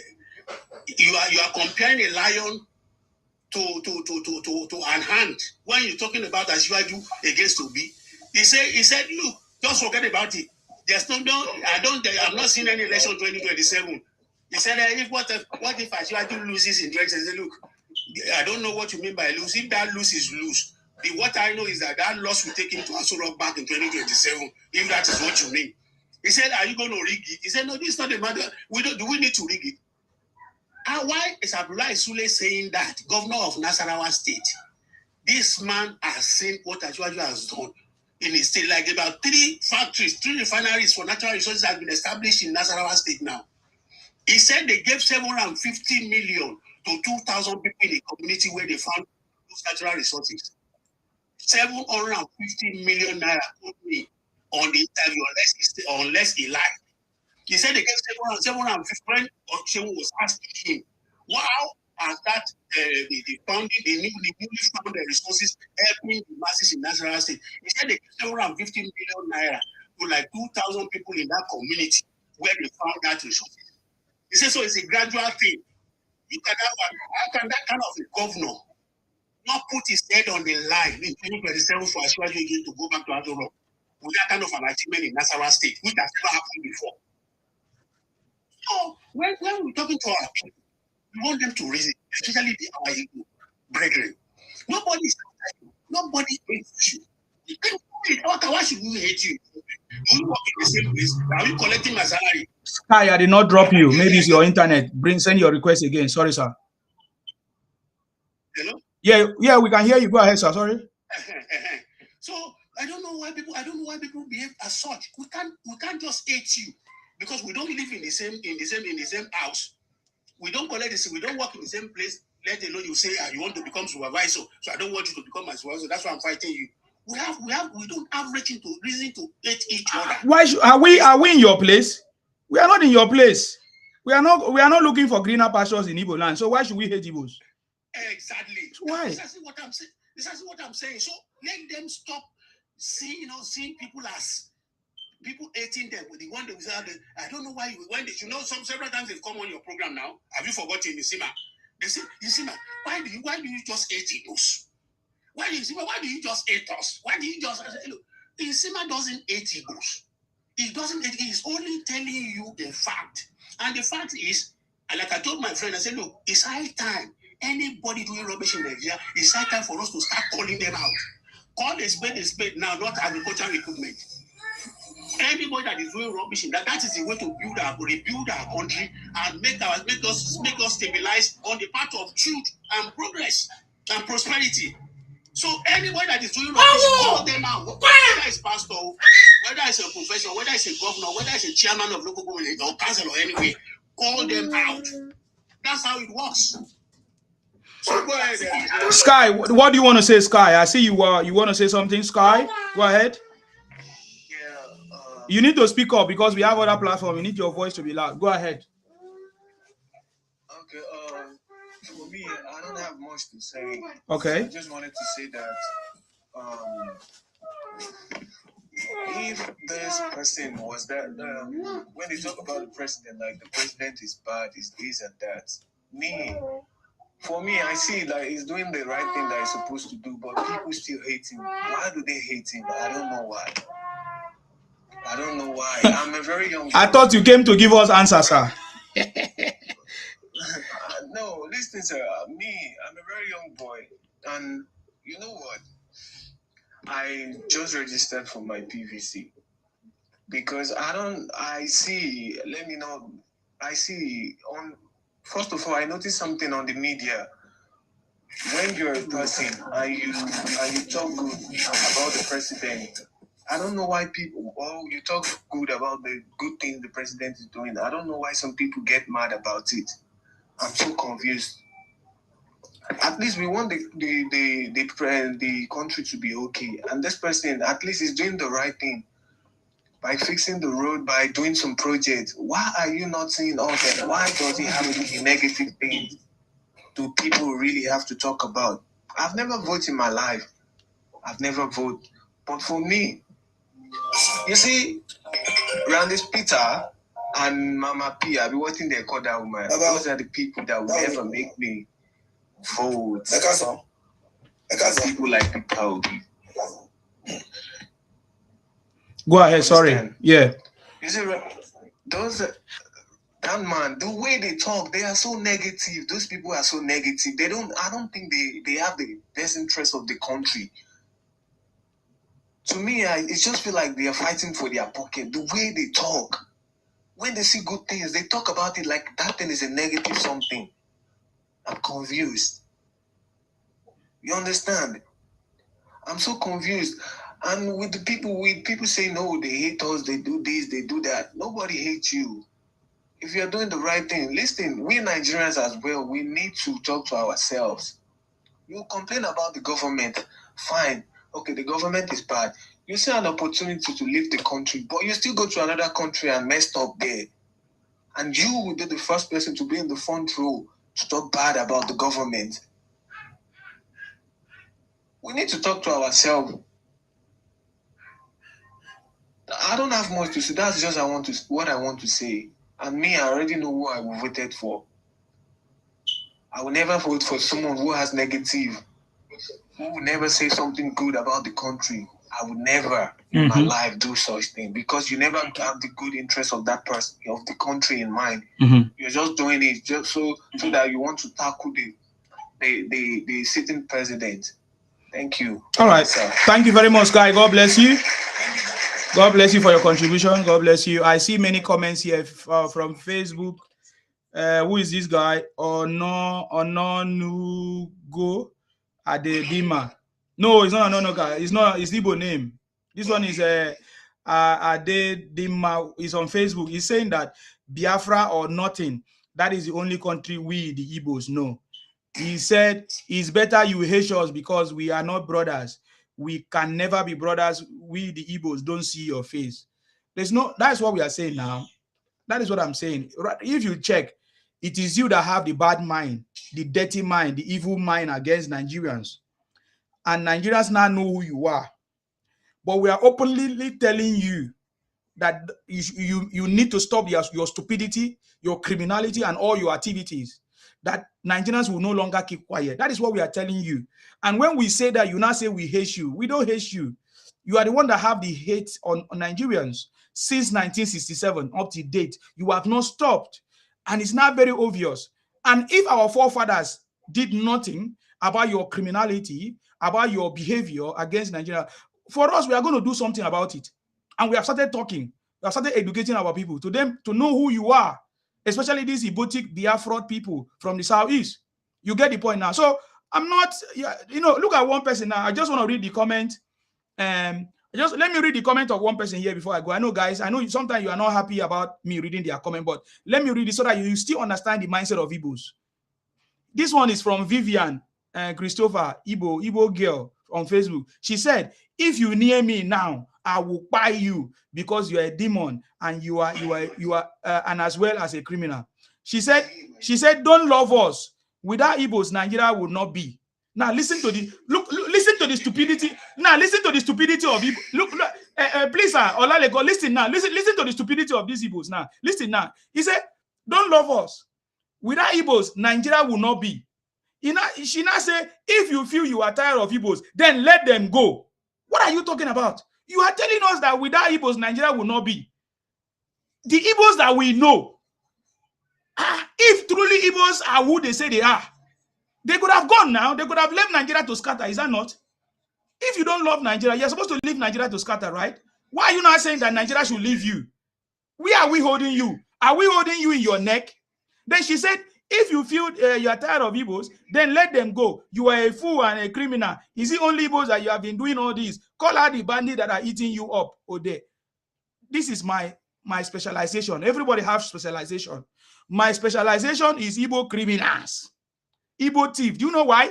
Because they are the one that is closer to me. We have boundaries with you. You are the one affecting me. I've not seen any Fulani person affect me in the South. I've not seen any other tribe. It's only Igbo man that we give chance to marry our women that are inside our house, poisoning us with fake drinks and all kinds of things. The marketing Nigeria. That is why I talk about the Igbos. We don't have any boundary with the Fulanis in the South. There's no boundary with the Fulanis in the South. The only people that are disturbing are Igbos. You get the point now. So that is why I'm calling you out. I'm not afraid to call you guys out by your name until you stop.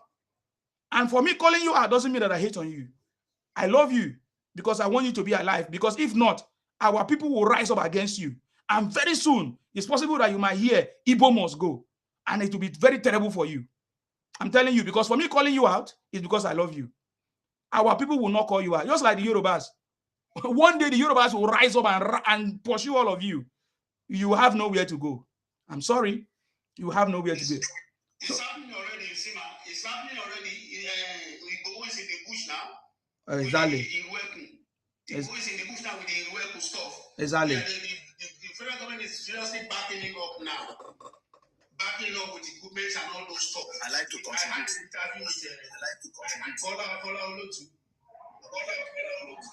Is that the person want to speak? Yeah, he's an Igbo man. Oh yeah, contribute. Go ahead.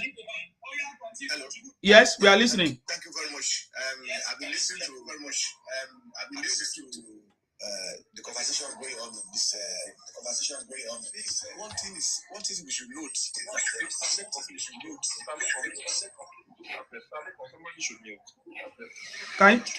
Can you guys mute so that we can hear him? Are you on this thing? You are the one recording yourself, Mazi Okoye. Is what they call it? There's an echo coming in.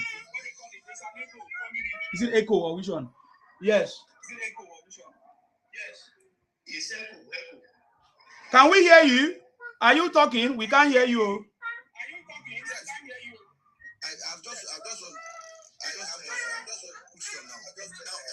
What I'm saying is that it is the spirit of Baba. It is the spirit of Baba.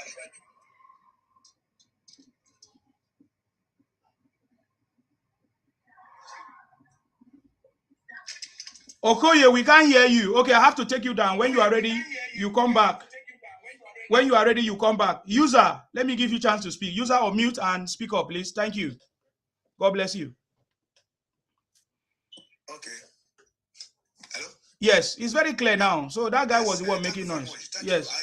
I'm so happy to hear this conversation. You see, one thing is happening in the life. Some people must hate you before you achieve before you get where you're going.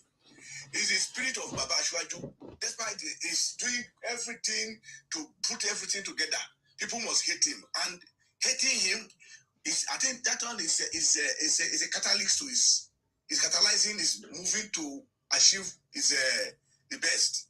I think people should just leave everything at that.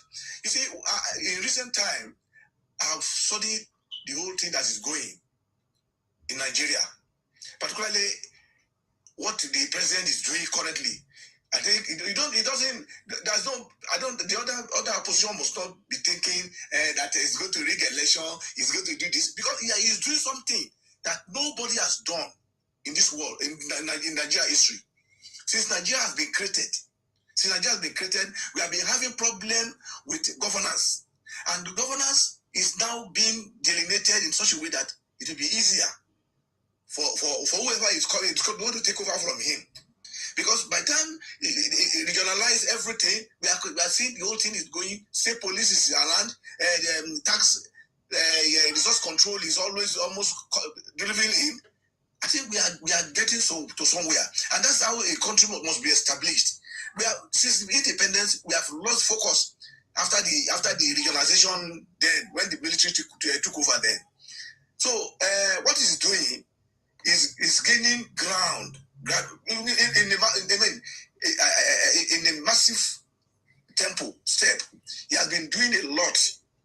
Even the other people will be complaining about him, this, that, and most of the complaint, even the Igbo that are complaining, they should be the best people to appreciate President Tinubu, because they have been crying of this restructuring, all these things in the past. And when somebody is now put himself on ground to do it, they should rally around them. They are rally around the man to get to where he's going. He's taking us to. And I believe in the progress, because I'm from Lagos. Anyway, I've been partly a part of the system before, but I know what this man is doing currently is trying to reposition Nigeria, and everybody must work with him. The Fulani are not happy because the power is being challenged. They won't be happy with President Tinubu. So also, if the Igbo are grumbling, they should sit down and educate themselves about what they should do to assist the team to really get to the point we all expected. So it's not the criticism is nowhere. It's not this time at all. And again, the Hausas are coming up now. The Hausa people are coming up because they are being suppressed there, and the leverage has been given to them now to express their feelings and all this. And this is how we are going to get rid of all this problem we have in our midst. And I'm always praying to President Tinubu. Every day I pray to him that pure long, my God should give him long life to see this thing through in his life and be far beyond. So all we need to do as a Nigerian, as a Yoruba people, we have to warn ourselves. Nobody should drive drift to another area. We should concentrate our energy, support this man, because if we fail to support him, we will run to trouble. What do we expect? If the Fulani comes in through back door, they are trying to put the OB and all this gaming they are trying to do. If they come in, we will be access to all this thing. They will come and overturn the whole thing that we are doing because they are not happy in the first place. They are not happy to be part of the drive. So we Yoruba people, I'm appealing to all Yoruba people. We should concentrate our energy on supporting President Tinubu, because the man meant well seriously. Because I've studied the whole pattern of his living. I know he's getting us to somewhere, and we should be happy as having such a man, a colossus, political colossus like him. To have, otherwise, if he has not done this thing, nobody will do it. Nobody. We have to be sincere. So is it only when Obi comes to power now? Obi that will be the northern will just say, he will just be shouting and crying like baby. So we should all be proud of the man, get full support and march behind him, so that if this 2027, he will have to return to that place and finish the whole exercise, put Nigeria on a template that all of us will be happy. Because most of us are outside the country, honestly. This because the country is not doing well. It's not doing well. So that is not the reason most of us are outside. I will correct that one. And I will tell you the advantages of Nigerians outside, if you don't know, sir. Because many people don't know the advantages of Nigeria outside. And Nigeria is not the first country where their citizens are outside. China have the highest population outside of, if not, because they are plenty. They have all their brothers outside too. You get the point now. There's advantage of Nigerians being in the diaspora. We are the one remitting. The monies that we are even remitting to Nigeria is even more than the oil. You get the point now. So don't look at it as a disadvantage. Yes. I know what me, I did not leave Nigeria because of greener pastures. Because when I was in Nigeria, I was doing well. You get the point now. I came to the UK as a scholar. I'm a scholar.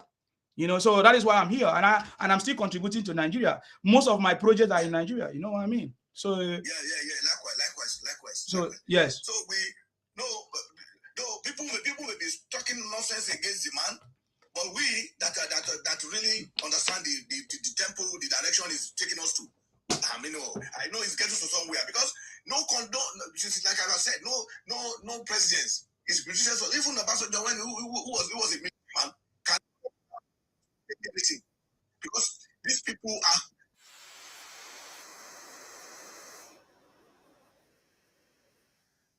See the revenue generation and distribution in Abuja. These people they bring very, very, very poor in something. But by the time they take allocation, they take over far and above what they bring. And the essence of the money, instead of the money in their possession to use it for their people, to develop their people, school, health, road and all this thing, they will just use the money, excess money, to be sponsoring bandits and terrorism against the South again. So by now, when the regionalization will take effect fully, everybody will manage what you have. Then let everybody If you see more, if you get your own revenue or whatever fund you have, resources you have, don't use it to sponsor anything you have. You are your own. If not, see what is happening in Casino, whatever. Hey, how stupid they are. They sponsor this terrorists. 10, I mean, how many of them to before 10 or something? They sponsor them to Mecca. You see, and they have a lot of clean problem that is affecting all their walls and everyone there. They cannot come and do something for their people. See, imagine all of it is here and there. So I really my own life. If I have opportunity to put 2, 3, 4 times, I will sit behind. I will queue behind the President.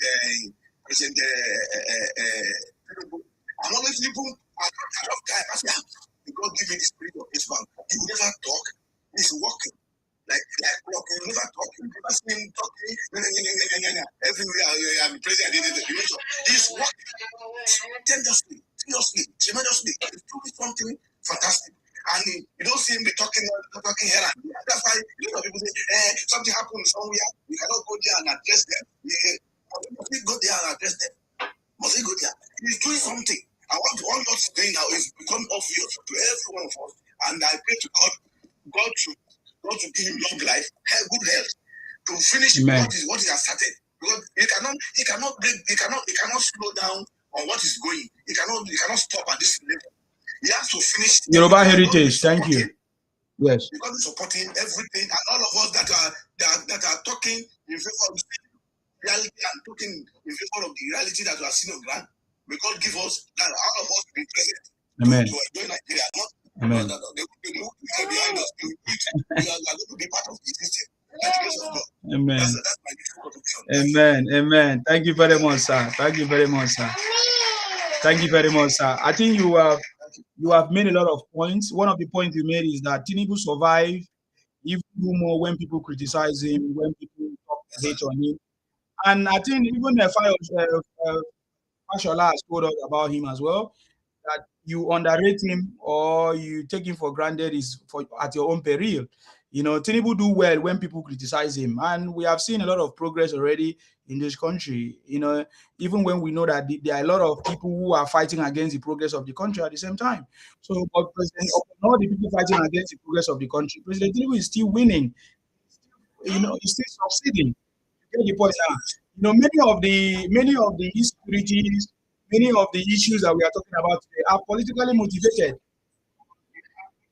Marzi, what is wrong with you? Your network is not good. Can you say what you want to say, please?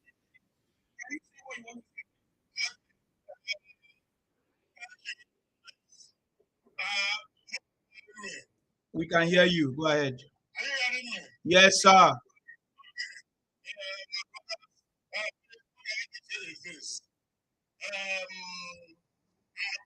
going to be following your conversation. Most of you are youth, and most of you are living abroad. Anywhere elsewhere outside Nigeria. It pains me so much when we start to tribalize our discussions. We don't need to. There is nowhere in Nigeria where a Yoruba man buys bread cheaper, or an Igbo man buys bread cheaper, or Hausa man buys bread cheaper. We cannot be satisfied when those who are supposed to be our leaders are being our rulers. Does that include Obi? Does that include Obi and Soludo and Alex Otti? No, I want to know. I want to understand what leader you are talking about, because everybody have their own leaders.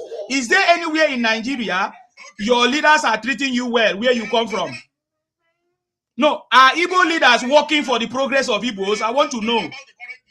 No, yes, I want to talk. Yes, let's talk about the current leadership. Does that include the leaders in Igbo land? I want to understand. So are Igbo leaders treating Igbos well? Yes. Most of our leaders in the East are not treating us well.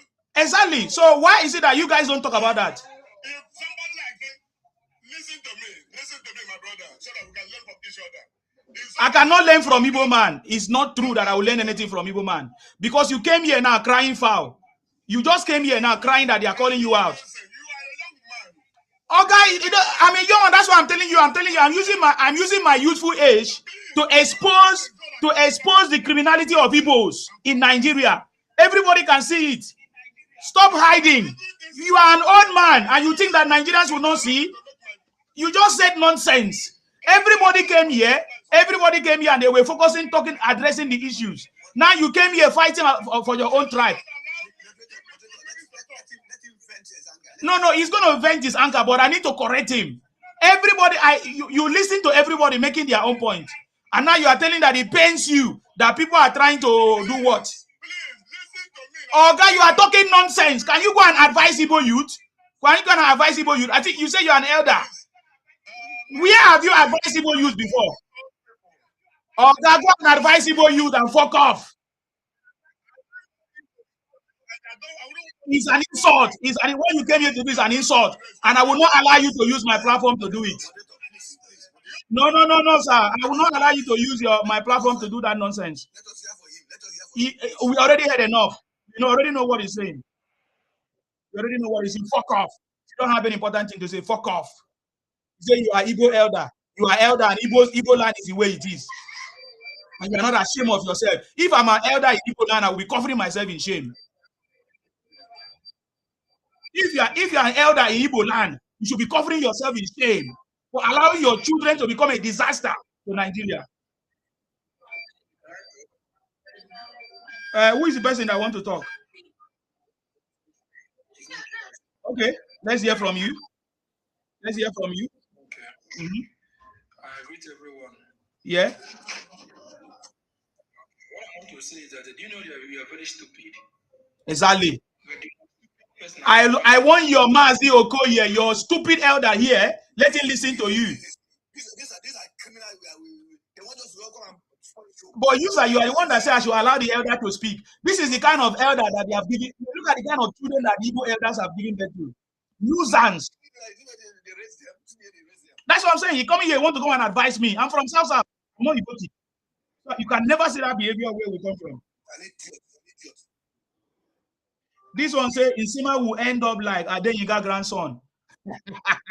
Okay, that is your prayer. That is what you wish. What happened to Adeyiga grandson? Many of you don't know. What do you think happened to Adeyiga grandson? He has a problem. He has a family problem. It's not Igbos that put him there. What happened to Adeyiga grandson is even the Yorubas. Because the Yorubas at that time, they were thinking that Adeyiga grandson was. I think the Yorubas should rise up and release Adeyiga grandson. You understand me? But, it was the Yorubas that petitioned Adeyiga grandson. But today the Yorubas have woken up to see that what Adeyiga grandson said was correct. You get the point now. So it doesn't matter what you do. I'm not afraid of whatever you are talking about. I'm not afraid of look at what I'm happy about.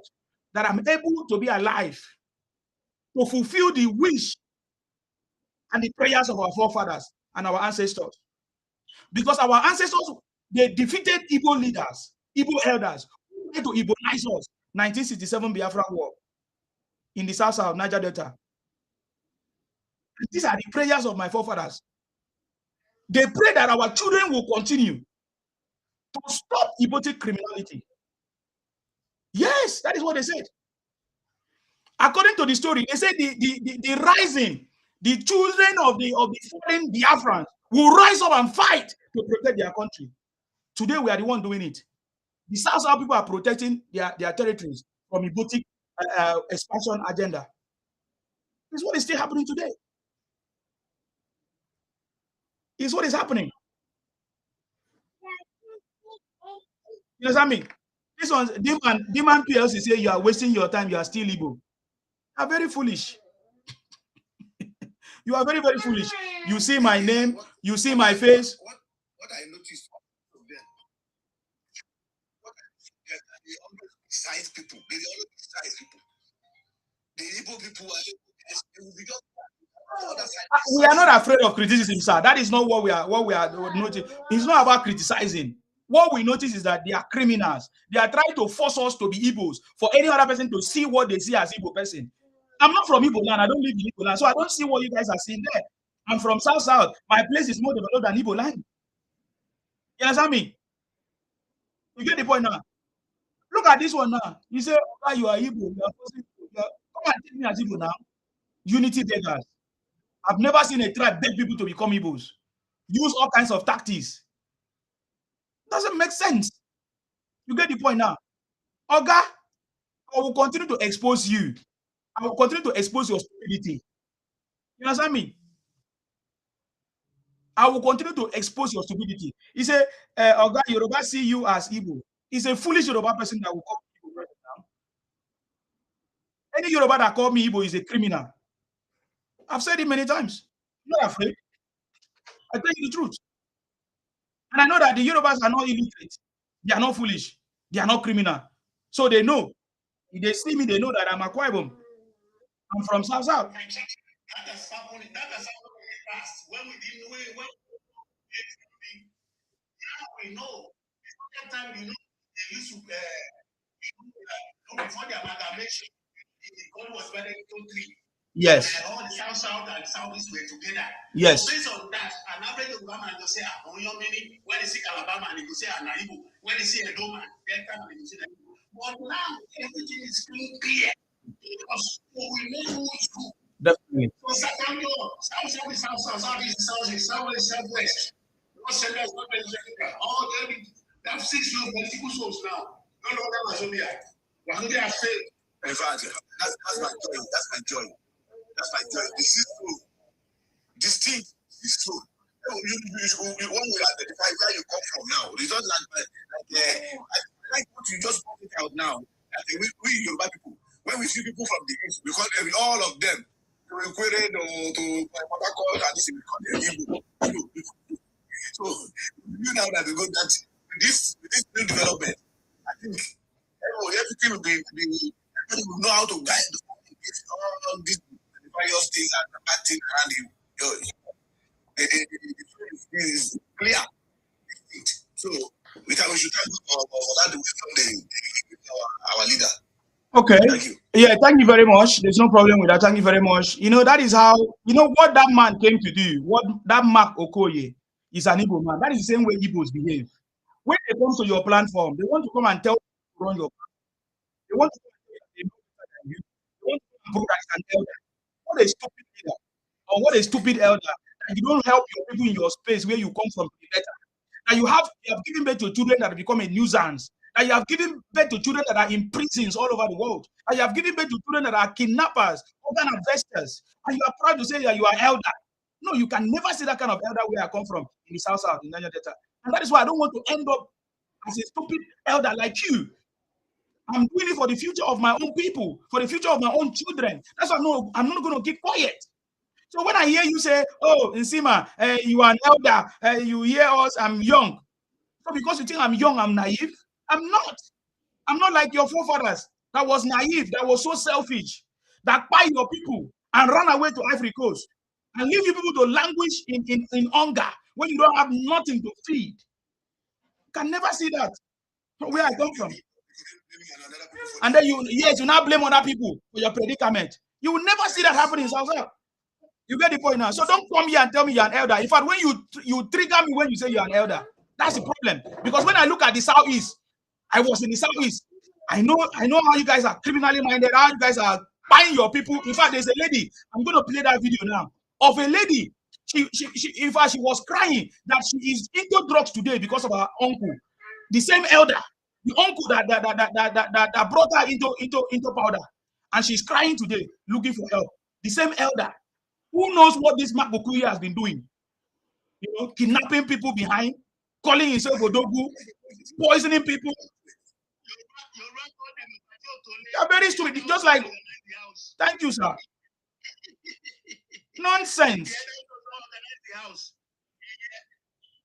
Somebody's asking me, Nsima, why is there no functioning seaport in Akwa Ibom? You blame our leaders, the leaders in Akwa Ibom. But the current, will I say, our modern leaders try to change that. Since Goodluck Jonathan, what is his name? God, His Excellency, common senior president, he tried to change it. He was the one that the deep seaport that they are talking about today was the idea of Victor Atta and Godswill Akpabio.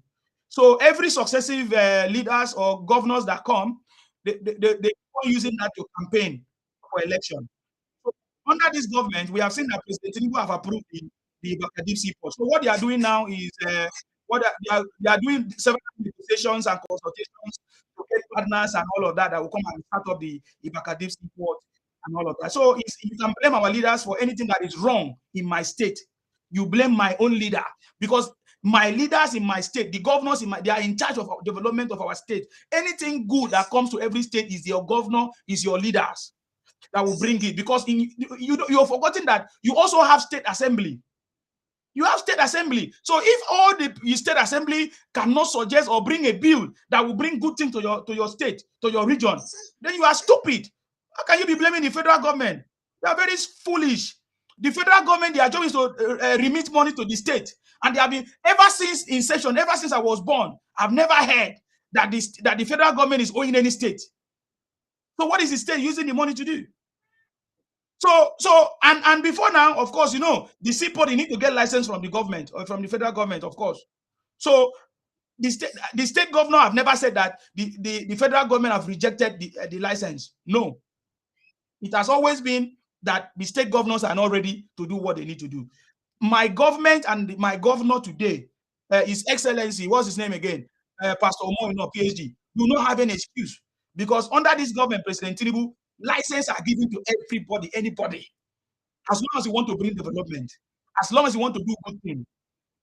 Because look at the airport in Osun, the recently concluded airport. Is it a cargo airport? Is it in Osun or Ogun State that just happened? So is whatever that you want to bring to your state that you bring to your state. Nobody is stopping the progress of your state. The person that is stopping it is your leaders, the leaders that you voted in, your own leaders, to hold them accountable. The federal government is not the cause of our problems. In fact, the government knows that the federal government cannot do it all. That is why it was divided into state and local government too. So the local government will do their own part, the state government will do their own part. Together, as they are doing it together, everything will now work fine. And the federal government do their own bit. Before you know it, Nigeria is the best. So let everybody do their own. So Joe Fix, I know that you are Igbo man. Why don't Igbo people have airport or common seaport, since Igbos are traders? Because I hear you people say you are traders. Since immemorial that you guys are traders, but there is no proof that Igbos are traders from inception. It's only when you migrated to Yoruba land that you prolonged the business of the Yorubas and started doing it. That's the truth. They might say Igbos have airport in Enugu. So why are you guys crying then? Have your seaport now. Do you have sea? Okay, let's hear from Ajibade, please. Ajibade, please, if you are there. Go ahead. I don't know if I pronounced your name. Well, sorry. I'm not. I'm going to meet you very soon. Demand PLC. Stop spamming my program. Stop spamming my program, I beg. Talking nonsense. You are the one wasting your time because you are the one watching me. I'm doing my job. That's why I know that most of you are foolish. You keep typing and we are wasting your time, but you are the one wasting your time. Because if you don't like what somebody is doing, why are you here? Ajibade Oba, okay, you are not ready, I remove you. When you are ready, you come back. You get the point now. Now, so let us go back to this, of course, these same conversations. You will hear Igbo man come up to this platform, try to pretend and say, oh, why are you making it tribal? Why are you calling out my people for the crime? Is it not the people that are stopping the progress of Nigeria? It's just like in your family. There's one evil man or evil woman in your family that will not allow progress. Will progress happen in your family if you don't call out that criminal in your family or that wicked person? Igbos have become like criminals or will I say like a barrier to the progress of Nigeria. Yes. That is what is happening. No, they accept. Don't say they don't accept. They accept. That is why every time they are paying. That's why every time they are paying and they want to come and try to gaslight us and say, hey, why are you making it tribal? Why are you making it? You see the point now? We are not. Nigeria is a tribal country. Nigeria is made out of tribal nations. You get the point now? Nigeria is made out of tribal nations. It is gazetted in our constitution. So when you come and talk nonsense, you are foolish because you don't know what Nigeria is. No wonder Igbos don't know what Nigeria is. That's why they always say that, oh, Nigeria, Hausa, Igbo, and Yoruba. So because Yorubas have rule, Hausa have rule, Igbos want to do. You see that the ideology of Igbo man is it shows you that it's not working. That is why Igbos no rule, because that is not what Nigeria is. You know what I mean? So don't come and tell us nonsense. Now, that stupid elder, Igbo elder, came here to say, the leaders. And I asked him, when you blame the leaders, does it include your own leaders from your space? Because the leaders in Yoruba land are doing well. That is why Igbos are running there. If Yoruba land is not working, why will Igbo man go there? Igbo travel to Yoruba land because Yoruba land is working. These are with Lagos, Osun, Ibadan, every other place in Yoruba land. How come nobody's migrating to Igbo land? That is the question I keep asking. When I hear them present Obi to us and say Obi is the best, I say, how come Igbos are not staying in Anambra? Or we are not hearing stories of how Igbos are rushing to go and enjoy good governance in Anambra that Obi was a governor. You know what I mean? So now this one say Isima have Igbo blood. That is not true. It's Igbos that have Ibibio blood. Because that is why they set out the indigenous bill. You get the point now. Igbos want to come and enjoy indigenous Yoruba blood. Igbos are looking for Ibibio blood. Let me tell you what Igbos have. Igbos actually have Fulani blood. That is why Igbos are behaving like the Fulanis. If you call out Igbo criminality, they make reference to the Fulanis in the north. I say, oh, what about the Fulanis? Who are those Boko Haram? Who are those? So many of you don't know. I've said this before. Igbo elders, Igbo parents were pregnanted by by Fulanis. Ojuku grew up in the north. Azikiwe grew up in the north. All of them, they have Fulani blood. That is why they behave and think like the Fulanis. They are moving from place to place like nomadic idiots. Nomadic people looking for cleaner pastures. You understand me? So what I'm telling you is a reality. So when you talk about blood, Igbos are the one that have blood. Look at the Fulanis and the Igbos. You can put them side by side. Maybe I need to do another broadcast to bring out the features and the characteristics of Igbos and the Fulanis that are similar. I will compare and contrast it, because even when you look at the history of Nigeria, Fulanis and Igbos are the major factors of Nigerian disruption. What I just said. If you trace, go memory lane, if you go to what the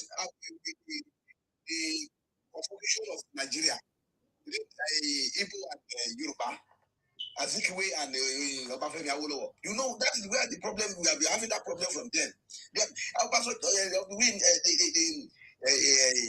Chief Obafemi Awolowo said, let me be your finance minister. Come in. But before you know, he's aligning with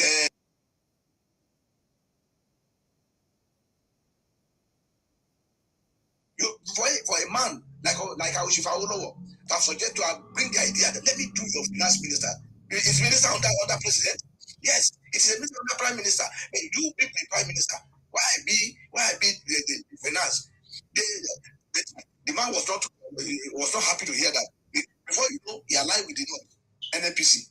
NNC with NNPC. That's how they congregate the whole thing from the start. And that's the problem they are facing till now in that place. Instead of them working with Yoruba people, they hate us. They hate Yoruba people. They're talking nonsense against us. They claim that Yoruba Lagos is no man's land, everything. But we still accommodate them. But they didn't see what happened in 2023. What happened in the election. It's not them that vote. It's Yoruba that vote. They want to vote against the president then. They want to vote against, but they think that it was the pressure of the Labour that almost win the election for them. So they hate us, but they are not. They hate us, but they are always in Lagos. They are always there.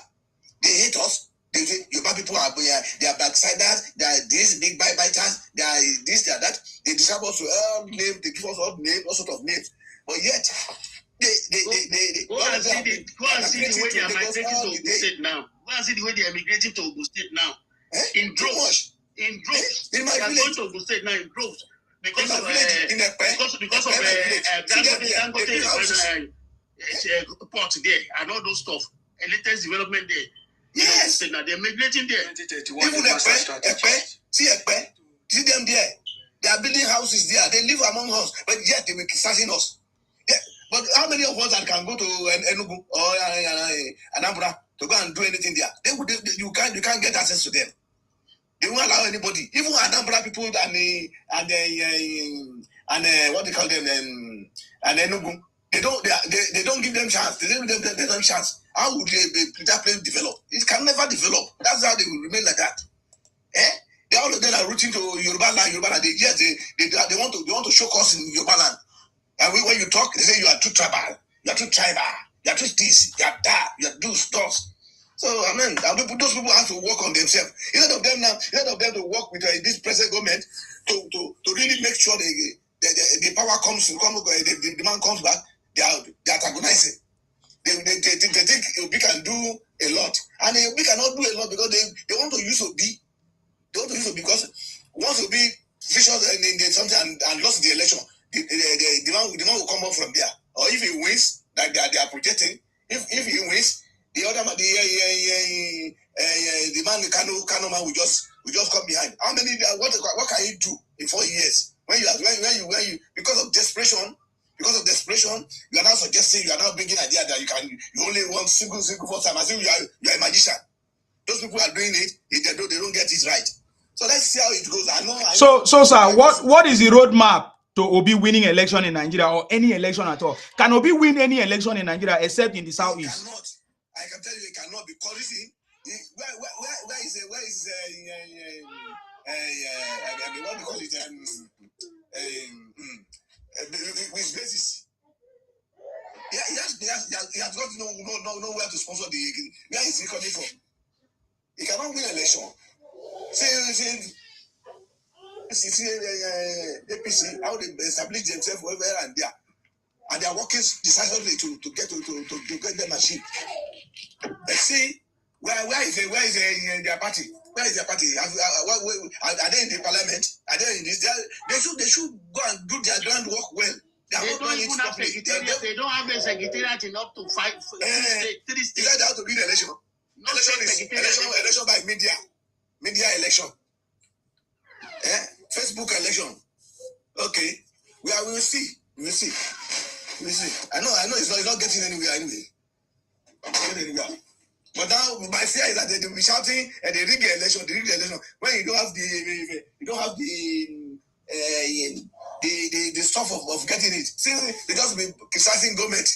What I can do different? What can you do different from what this man is doing? Can you do more than what he's doing?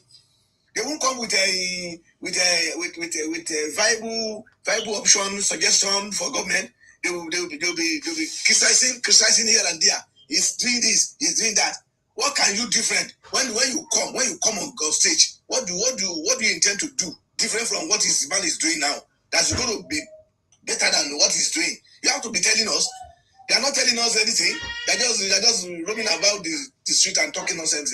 An average northerner will never vote to be an average northerner. They prefer you. I assure you to continue down. Let them go with him. Never. I know they won't win election. They won't win the other election. Never. They will never. You forget. Okay. Having like 31 governors. He has so many local government chairmen, so many councillors. All his foot soldiers are everywhere in the 36 states and the FCT. The man really plan for the job. The man plan for the job. Not this. He's not minding councillorship. He's not minding chairmanship. He's not minding governorship. Just the presidency. So he thinks Nigerians are fools. We vote councillors. We vote chairmen. We vote governors. We vote senators. We vote reps. They will now come on the presidency and go and vote for another person entirely to bring us back to the Stone Age, to Fiagwa. To Fiagwa, they don't follow Nademo Tifiakwa.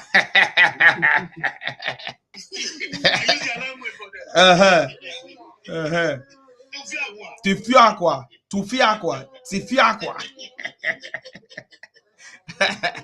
What a shame. It's a very shameful something, very shameful something. Now they are presenting themselves as if they are the ones that is going to fix Nigeria. Can you imagine these criminals? Have you not seen Igbos presenting themselves as if they can fix Nigeria when they have not fixed where they come from? That's what the so-called elder wanted to impress on us. Yeah, that is what I was tell him. I knew that is where he was coming from. That's why I pointed him back to where he come from. Is your place fixed? Then he answered me. He said, no. I said, then why are you coming to advise Nigerians? How can you advise Nigerians when your place is not fixed? How can you present a man that come from a place that is not fixed? Man, it must be stupidity. It must be idiotic. Yes. Very, very stupid thing to do. How can you come and tell me Obi that can never ordinary erosion, Obi cannot tame? You want to compare him to something that the man who tamed the whole Atlantic Ocean. Look at the huge difference. A man who tamed the whole Atlantic Ocean. You want to compare him to a man who couldn't even tame an ordinary erosion in Anambra. Exactly. Even that same man, he even in an interview, he told us how he was calling a Yoruba man for help when he was a governor. Yes, he was calling Yoruba man for help. He was calling Obasanjo. He was calling all the leaders. He told us with his mouth that everything that happened in Igbo land, he was looking for help through a Yoruba man. And now you are coming to educate the Yorubas.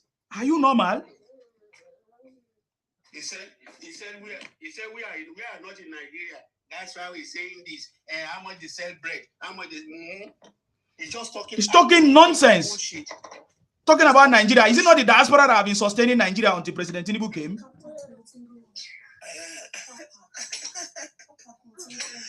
I'm talking with my people. Sorry. I'm just going to mute you. Is Nigerians abroad that have been sustaining Nigeria before now that President Tinubu came? You get the point now. So now President Tinubu has now made Nigeria to be where it is today, which means that in the next 4 years again, Nigeria will be progressing. You are telling me that I'm not in Nigeria, but all my life is in Nigeria. All my families are in Nigeria. Everybody that is in Nigeria.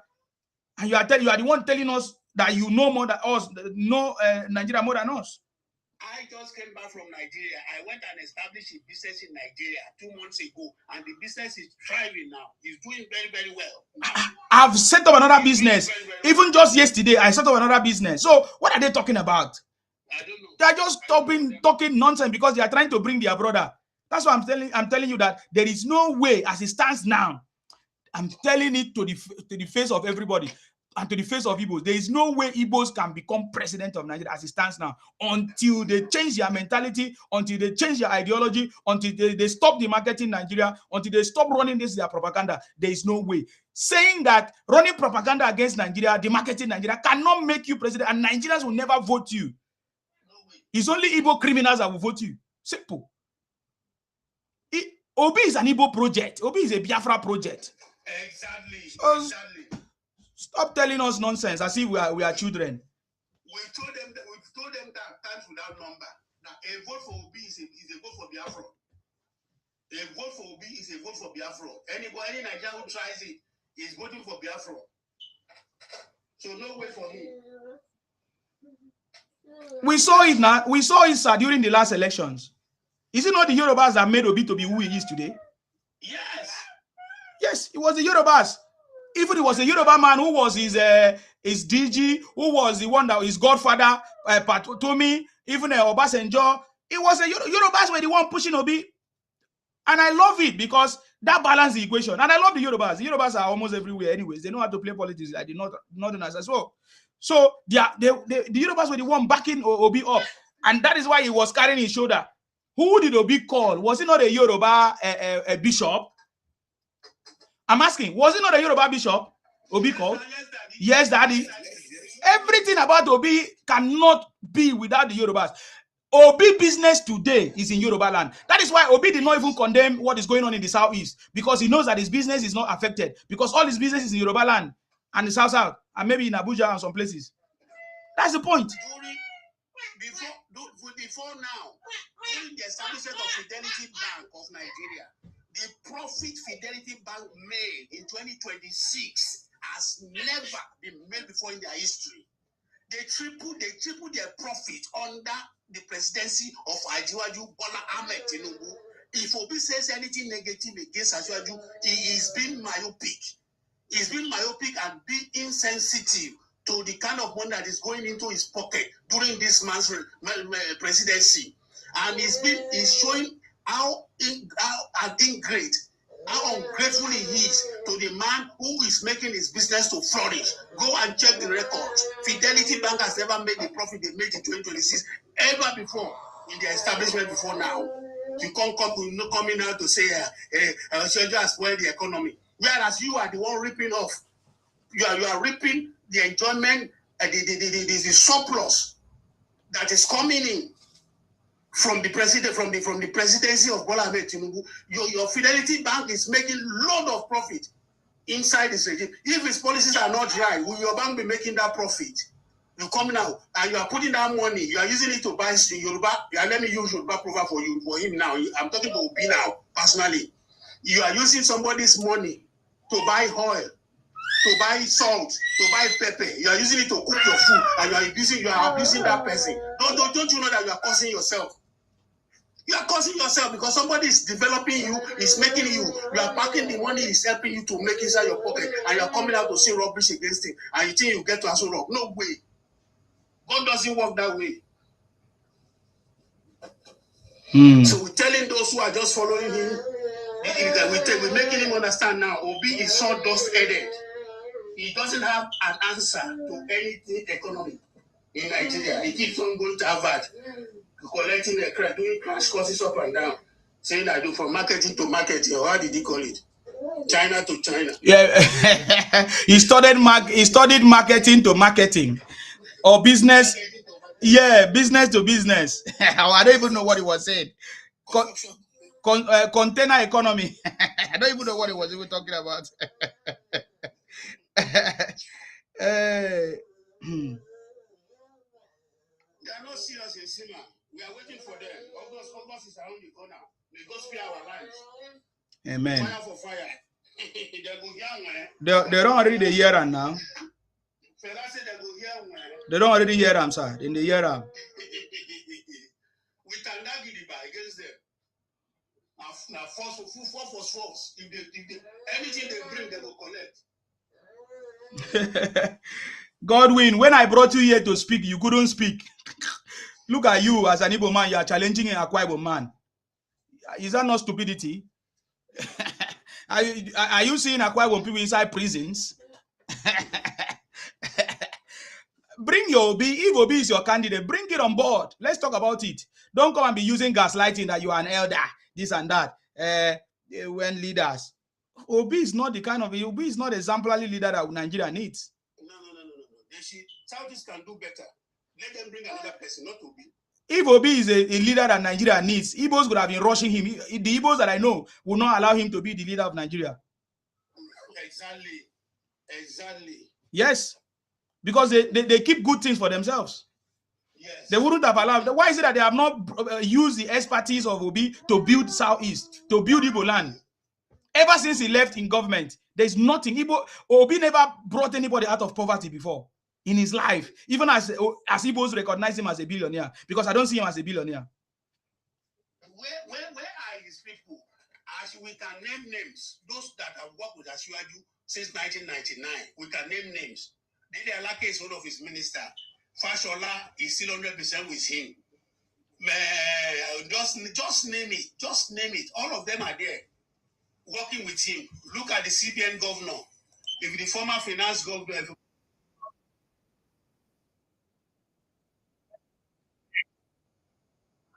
they are to bring just three out of those people that worked with him when he was governor in Anambra State.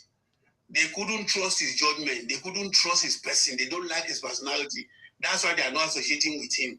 Any person you see associating with Obi is just for tribal reason, or religious, tribal or religious reason. That's it. Now they try to raise the flag of Muslim ticket again. When they saw that it's not flying again, they said, don't go there. This time around, it's going to sink us again.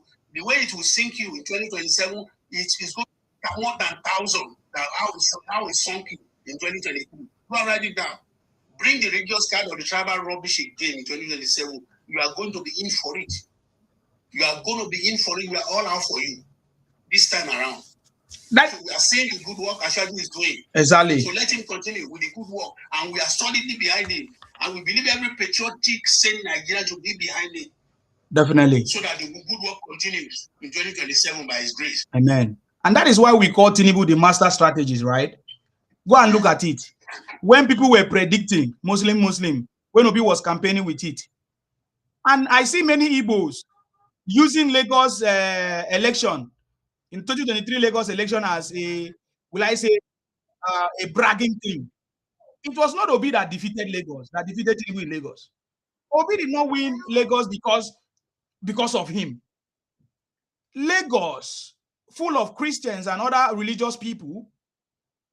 Of course, the south side is mostly, or the south is mostly Christians, right?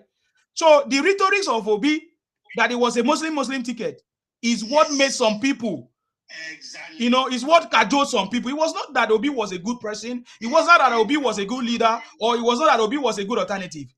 So, Our pastors were preaching to the people in the church. yes, yes. Now, please, this is Christian something. Yes. Don't go Muslim, go Christian. Yes. That was what helped him. Yes. But this time around, our people they know better now. They know better. Yes. Yes. So let us see. That's why I was asking, where is the pathway for Obi to win any election in any federal election? There's no pathway. Even in Igbo land, if it was to be election in Igbo land, Obi, no, they won't even choose Obi. They have better leaders in Igbo land. That's why we keep asking, is Obi the project of Igbos? And this is where we are going to be hammering on. I know the campaign angle, what we are going to, the rhetorics. It's very simple question. Is Obi the project of Igbo? Is Obi because in Igbo land today, I know leaders in Igbo land that Igbos will support. They will never even, if there's anything for them to select leaders in Igbo land, Obi is not even up to, is not even 30%. Obi is even not even up to 100. That was what Dave Umai told him. He said, you come and compete. You can't even compete with me, let alone to want to compete with Ashiwaju. That was what that was Dave Umai told him. He said, no, if Umai wants to compete with him, he should go and be on the ballot box before we debate with him and all those stuff. They say, look, and you want to debate President Tinubu, you go and become president first. Debate President Tinubu too. That's what people are now telling him as well. So if you can't debate Umai, because Umai is not on the ballot box, then you can't debate President Tinubu. Because Tinubu is the president. Yes. He's the president. So you go and become a president first before you can compete. You can debate President Tinubu. Definitely. So common sense is that every person with his right senses know that Obi is no match. Obi is no match at all to Ashwa. It's an insult to put Obi side by side with Ashiwaju when you talk of governance. Rubbish. Anyway, then go hear him. We did. Yeah, and that's why I was trying to explain what I was trying to, that President Tinubu is a master strategist. That is why we call him master strategist. You know, when people were blaming him or trying to use the Muslim, look at today in his cabinet, in all the team, in the presidential team, and all the appointments. Most people appointed are Christians. In fact, Christians are even more than Muslim in this government as we speak. So what are we talking about? So everybody can say that is why the whole president. Can you imagine the president of America? The president of America to identify with the wife of our president, President Tinubu, that tells you that it's not a joke. We are not joking here. We are playing high level of politics that Nigerians have never seen before. User, mute yourself. So you see what I'm talking about. So that is why we call President Tinubu the master strategist. There are so many policies today that has become possible because of the master strategies of President Tinubu. You understand me? I can mention even the tax reforms when there was many opposition to that tax reform, but because President Tinubu is a master strategist, he was able to make it work. You get the point now. Many things that President Tinubu have done now that the other presidents in the past tried to do but failed, but President Tinubu did it and become a success. That's why we know that he's a man that is fixing Nigeria. Many Nigerians are already confessing. Alex Otti. And that is why I brought this topic today, Alex Otti, because I've not played what Alex Otti have said, but we have already covered most of the things. Alex Otti is now praising Tinubu. Alex Otti, during this campaign, was exposed to Igbos that Tinubu is his master. You don't know that? That is why many of you Igbos don't know politics. President Tinubu played a good role, positioning his people, his mentees all over as governors, as ministers. This is what I'm telling you. You think that for President Tinubu to have over 32 governors on his side today, you think that it's just by connection, or you think because it's just what do you think? Why do you think President Tinubu is able to have 32 governors on his side today? Because he has mentored them one way or the other. He has affected their life, and they have seen, even as a president, that he has something to offer. So today, Alex Otti is the topic. Alex Otti praising Tinubu is master. Because Alex Otti, many of them did not know that Alex Otti was a boy for President Tinubu. He was in APC and moved to Labour Party during the election. As at that time, because they know the Igbos, how they are so stupid. And they play the games with them. And Alex Otti have been playing that game because we have been blaming him. Right? If you have it, if you Alex. Yeah, we have it. We have it.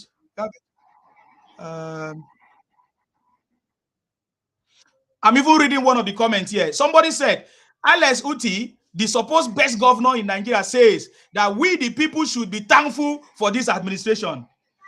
So I'm waiting for the backlash, whether they are going to fire Alex Otti too. You know how they used to fire people, like they fired Isaac Fayose? Me, I deal with them now. They know me very, very well. Yes. Yes. Because they have been praising Alex Otti. And I think this is a very good strategy. So Alex Otti should be doing most of the talking right now. Since they have been praising him as the best governor, Alex Otti should be telling them more of what President Tinubu have done. And somebody said, he said, Alex Otti, the supposed best governor in Nigeria, says that we, the people, should be thankful for administration. He said, thank him, Tinubu, for his courage. Thank him for his best, for his sacrifices. It takes a man of courage to remove petroleum subsidy and follow suit with the floating of the naira. And as if that is not insulting enough, he went further to say that we, the people, interpret as hardship today are the fallout of previous bad behavior. This is the same Alex Otti people put on the pedestal. You see what I'm saying now? So the same Alex Otti that they are praising, that is doing well, is not telling them the secret of his success. That is this President Tinubu that they should be thankful to, not to him. And that is why he came to make that video. And I think we should encourage. I think this government should engage Alex Otti more. Let him be the one to speak. Since the Igbos think that they are wise, that they know politics more than us, we are going to show them better politics, man. So Alex Otti is not speaking for the Igbos. The Igbos that love him the most. Alex Otti, the favorite Igbo governors or Igbo governor, is not telling the Igbos that, see, stop, don't just praise me. It is President Tinubu that is doing all these things. I'm going to play what Alex Otti said now. Hopefully you guys can hear it. Let me try to set up the system. Because I want you to listen to Alex Otti. Are you guys going to fire him the way you fired Isaac Fayose?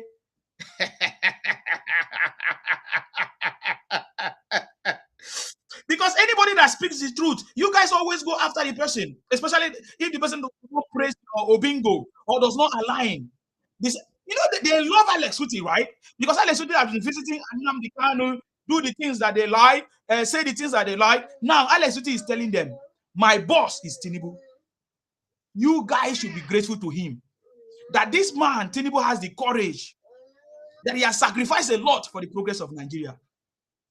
He even went further to tell them that, you see the sacrifice, the suffering that Nigerians are passing through. It's the sufferings of the past government, and that is correct. We remember how the past government, what did they do? What did they do? How they printed naira, how they, they destroyed the currency. How they wanted to cause confusion everywhere. We remember Emefiele government, the CBN government.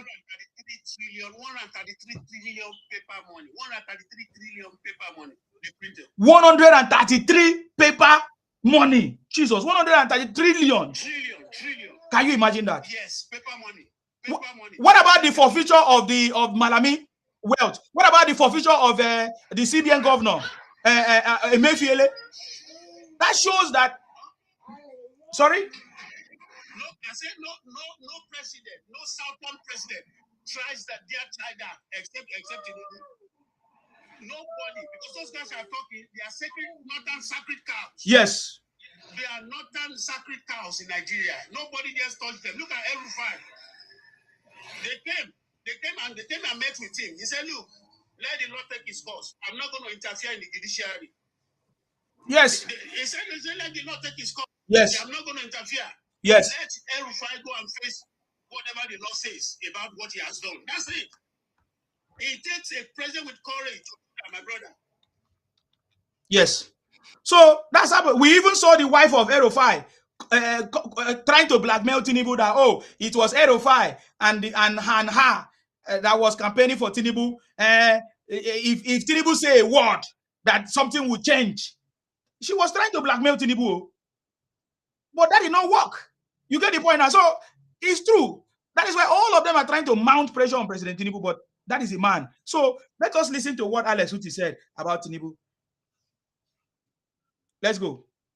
I want to also plead with you to take our felicitations to His Excellency, the President of the Federal Republic of Nigeria, Senator Bola Ahmed Tinubu. I want you to please thank him. Thank him for his courage. Thank him for his sacrifices. Some people may not understand. It takes a courage to do what we did in 2025. Remove petroleum subsidy and follow suit with the floating of the naira. What has that done? That has freed up a lot of funds that would have been used in financing consumption to doing other things in the federal government, in the states, and in the local governments. And today, a lot of states are not paying salaries. A lot of states are able to build infrastructure. A lot of states are able to empower people to produce rather than consume. And make no mistakes about it. Every courageous decision, every courageous has its own consequences. So if you remove subsidy and if the naira, it will take its toll, and over time, people will begin to correct. What you see that people interpret as hardship are the followers of previous bad behavior. You see, he told it to their faces. And whatever they say hardship that they are suffering today was a previous whatever. There's no hardship in Nigeria now. Does Nigerians do 4, 3, 4, 5 jobs? Does Nigerians pay tax 4 times? You know how many times we have been taxed in this country? We are taxed. Do you know how many times you have been taxed? You guys are not.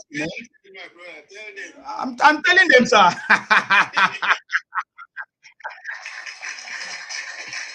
How many jobs do you do in Nigeria? Some of you even do small job and you are complaining.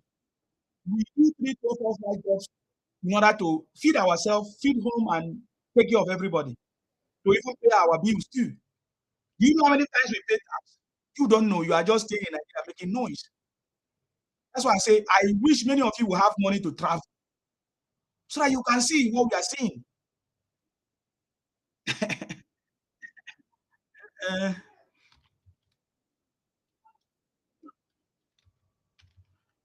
Understand me? If you don't travel, you don't know what is happening.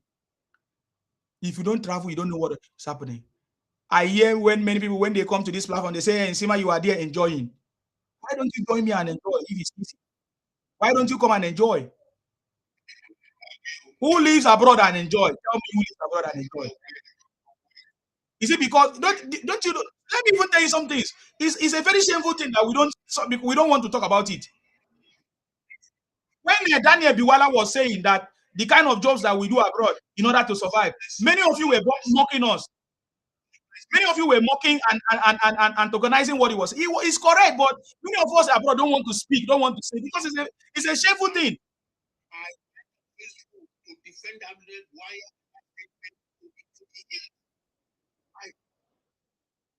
all of them okay.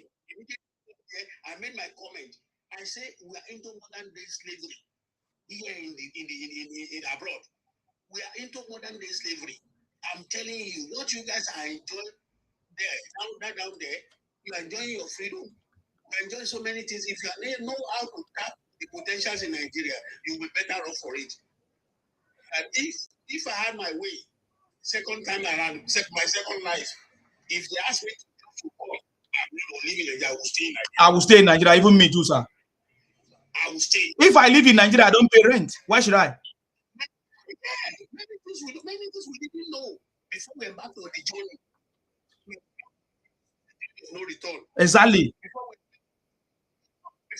the journey, it was when we got here that we saw so many things. Yeah, we thought this place is paradise. We just went in there and started picking money. We didn't know this was how it is. Many of us went through hell. Many of us are psychiatric patients today because of the stress of living here. I've got so many people like that. And before they go their papers, they run mad. Before they go their papers, they run mad. You don't have this, you can't do this. If you can't have that, you can't do that. Here in this country, not like Nigeria, where you can just park anywhere. Nobody's going to give you any parking permit, parking paper. You come and try it here. So in Nigeria, you can just wake up and start a business. It's not here like that. It's not possible. No, it's not possible. You need to do so many things before you can do that. Eh? So many things we didn't know before we came here that we now know. But it's a journey of no return.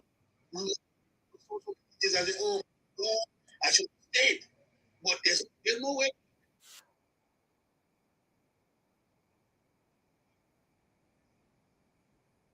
Those who were able to survive, they survive. Those who crashed along the line, they crashed.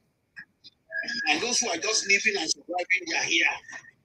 There's so many so many credits on their head. Yes. They couldn't move anywhere. Yes. Before they collect the money, they spend it already. You come in here to come and tell us, damn it, Bola told you the truth. You're trying to attack him. I went on Facebook and fired all of them there. They kept quiet.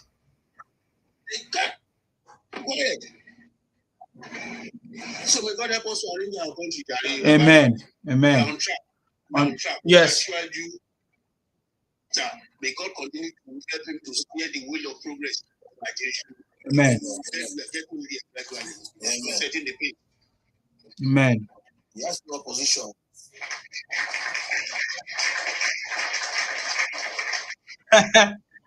Do we agree that he doesn't have opposition? He has opposition, he has enemies, but those that they are not able, they cannot beat the game. They are not fit.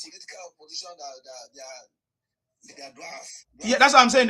They cannot be compared to Tinubu. They cannot fit. He's a master, they cannot fit up beat his game. They don't have it. They don't have what it takes. That's the point. That's why they are failure. They don't have what it takes. So he has opposition because any other party that is not APC is opposition, right? They all have opposition right now, except the ones that will openly declare to support Tinubu. And that is why we are running a multi-party system, right? And all of them have their own candidate. But just at their A game, they cannot bring their A game. And even their A game cannot even scratch the back of Tinubu at all. You get the point?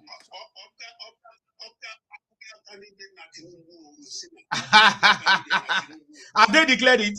Have they? I think Soludo even declared it. Soludo said that in Anambra they will vote for, yes, they will vote. Yes, Soludo said that after, yeah, in Anambra. Thank you, sir. Thank you for reminding me. Yes.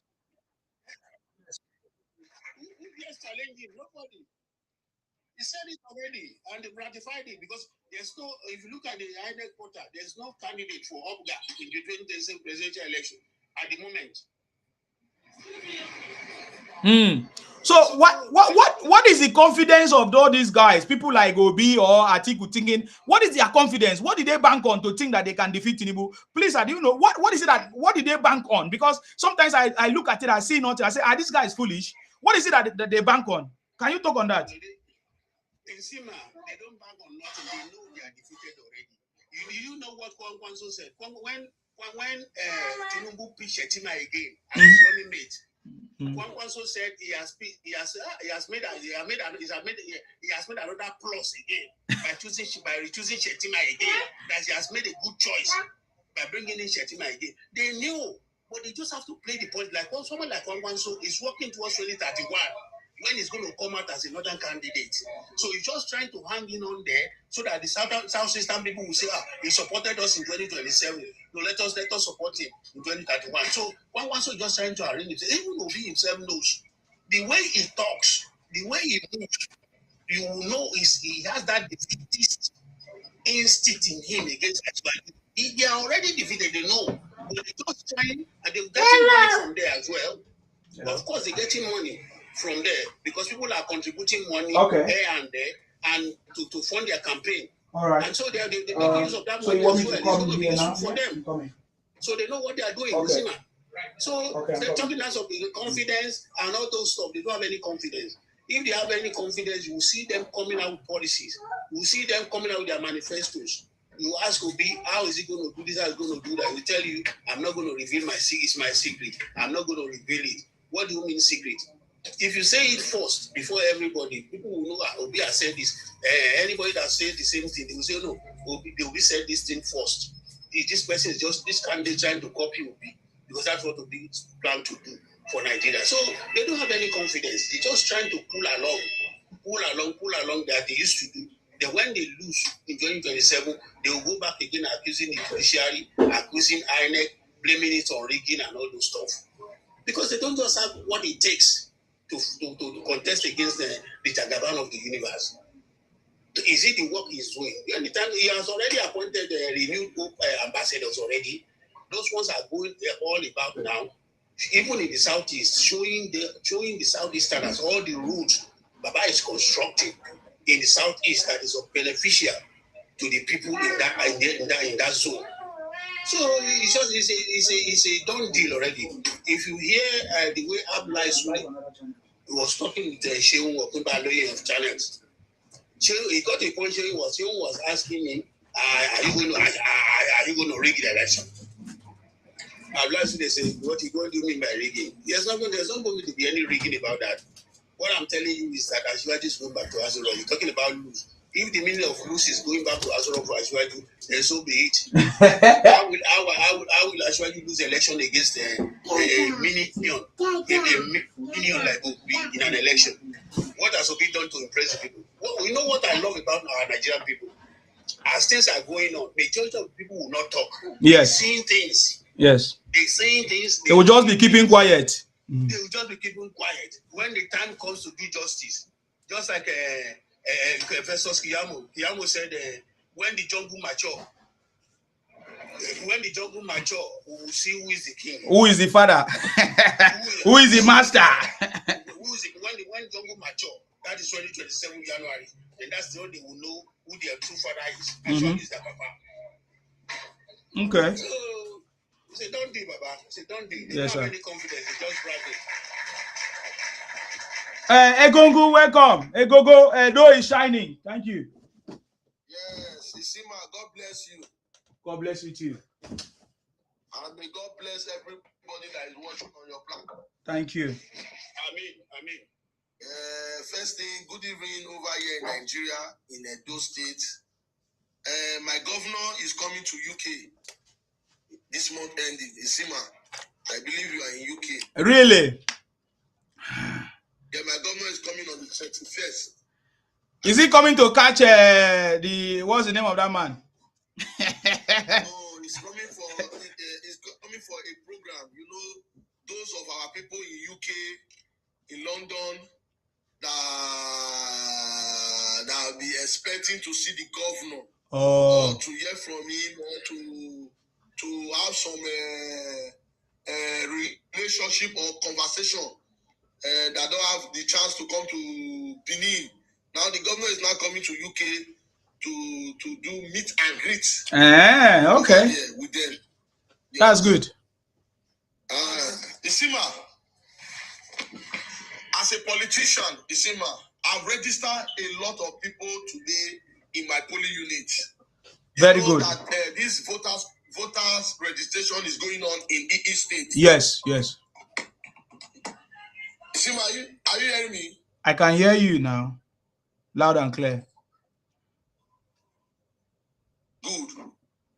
Today, since I think when they start since last month, they started the INEC registration of voters card. And if you see those politicians who have been making noise online, they don't know that something like this is going on, but they want to win election. How can you win election if you don't? How can you win election if you don't have the people in heart. How can you win election if you cannot deliver your polling unit? How can you win election if you don't know that registration is going on in your state? Those politicians today, you see them shouting, Obi, Obi, Obi. Ask them, how many people have you registered in your polling unit? Ask these people who have been shouting Obi, Obi, this Obi idiot online. Ask them, where is their unit? Where is their local government? Can you mention the name of your local government chairman? Do you know who is representing you in the State House of Assembly in your state? Do you know who is your councillor? Can they come out of election day and mobilize and win their unit? But when you see them online, they will be shouting Obi, Obi, Obi, and the Obi is now fooling himself, leading down in different people's corner, begging them because he want to become the president. Isima, you know I don't like to talk much because I will allow other people to speak. Isima, I am still telling you again, in Edo, I'm not bragging in other states. I'm talking about my state where I have a governor that is performing. If my governor today is not performing, I believe today you will not hear the name of this governor, Akpakomisa. It's because he's performing. Yes. It's because the governor has come to... Yes, Akpako Rescue. Because the governor has come to change the political narrative in Edo. That is why you see today in Edo State here, anytime the governor wants to thank everybody, when he don't thank everybody finish, he don't thank Edo people finish, you will see the governor will come out and tell you, thank Mr. President. In all his speech, go and listen. You see, my governor, anytime when he talk, as he talk finish, he must thank Mr. President for his love, for his kindness, for his dedication that he has shown to the governors in the 36 states in this country. But other people we cannot confront. They cannot confront their governors. Say, Egogo from Edo State, anytime he comes to the Sima platform, he will be praising his governor. And he will be praising Mr. President. Why Egogo that praising his governor and his Mr. President? It's because the governor is working. And who is giving the governor the resources to work? Mr. President. Now these people who are shouting Obi, Obi, Obi, you have a governor in your state. Ask them. Egogo is praising his governor. What about you, sir? Who is praising you in your state? And Egogo is saying that the resources today the governor is using, Akpakomisa is using today in Edo. I challenge you, my governor. What is your own resources that you are using it to work in your place? Show me, my brother, in this coming general election. Isima, we don't need to go more deeply. We are ready. Operation Deliver your polling unit. Operation Deliver your ward. Operation Deliver your local government. We are going out on that day come January 2027. In the 36 states. In fact, I'm not talking about the 36 states. Everybody, all the governors, all the progressive APC, we are ready. Our brothers and our sisters, they have told me that they are ready to fall back, to buy their ticket to come and cast their vote for President Bola Ahmed Tinubu because of the renewed hope he has given to Nigeria in I think this 3 months in office now. Am I right? Isima, 3 months in office. Who? The president. 3 months or 3 years? Okay, 3 years in office, sorry. 3 years in office. Yes. The president has done well. 3 years in office, Mr. President has done well. In Abuja, every day, 9 weekend, they commission project. Every day. If Mr. President no get love for the Minister of SCT, he's not going to give him the resources to the work. when Mr. President and the SCT will be commission project every day. Sometimes you will see Akpabio there, the senior president will go and commission. Sometimes you will see the president's wife. Sometimes you will see the speaker of the House of Rep. Commission project, governors in their state are working. How Obi want a win? Safe. That be the first question. In the ADC, not be ADC, NDC, now be in the NDC, I don't know who is Obi Poly United. I don't know who is Obi agent on that day self. You understand? Yes. And I don't understand the way these people, I don't understand this way, the way these people think they can win election. I don't know who is giving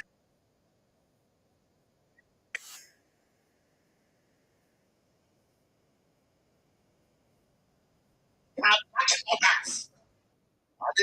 On that day, called January 2027, they are giving it all the state a marching order here to go. If you are not voting for APC, hey, you come to my polling unit, you will learn new thing. If we see you in my polling unit and you are claiming you are ADC, you are claiming you are NDC, I swear to God, you will learn new thing in my polling unit. Exactly. No man can come to my polling unit and intimidate me, because I have seen the renewed hope of Mr. President in Edo State, and we are very glad that God has given us a president who have action to tell his governors go and work. For Mr. President can come outside on national television and say, hold your governor responsible, meaning Mr. President is a responsible man for this country. We need him again. It's not progressive to go back. Tell them to go back. Yes. You understand? Isima, Yes. we challenge anybody, whether Obi idiot, whether the useless Showere, whether the article has been wrong with.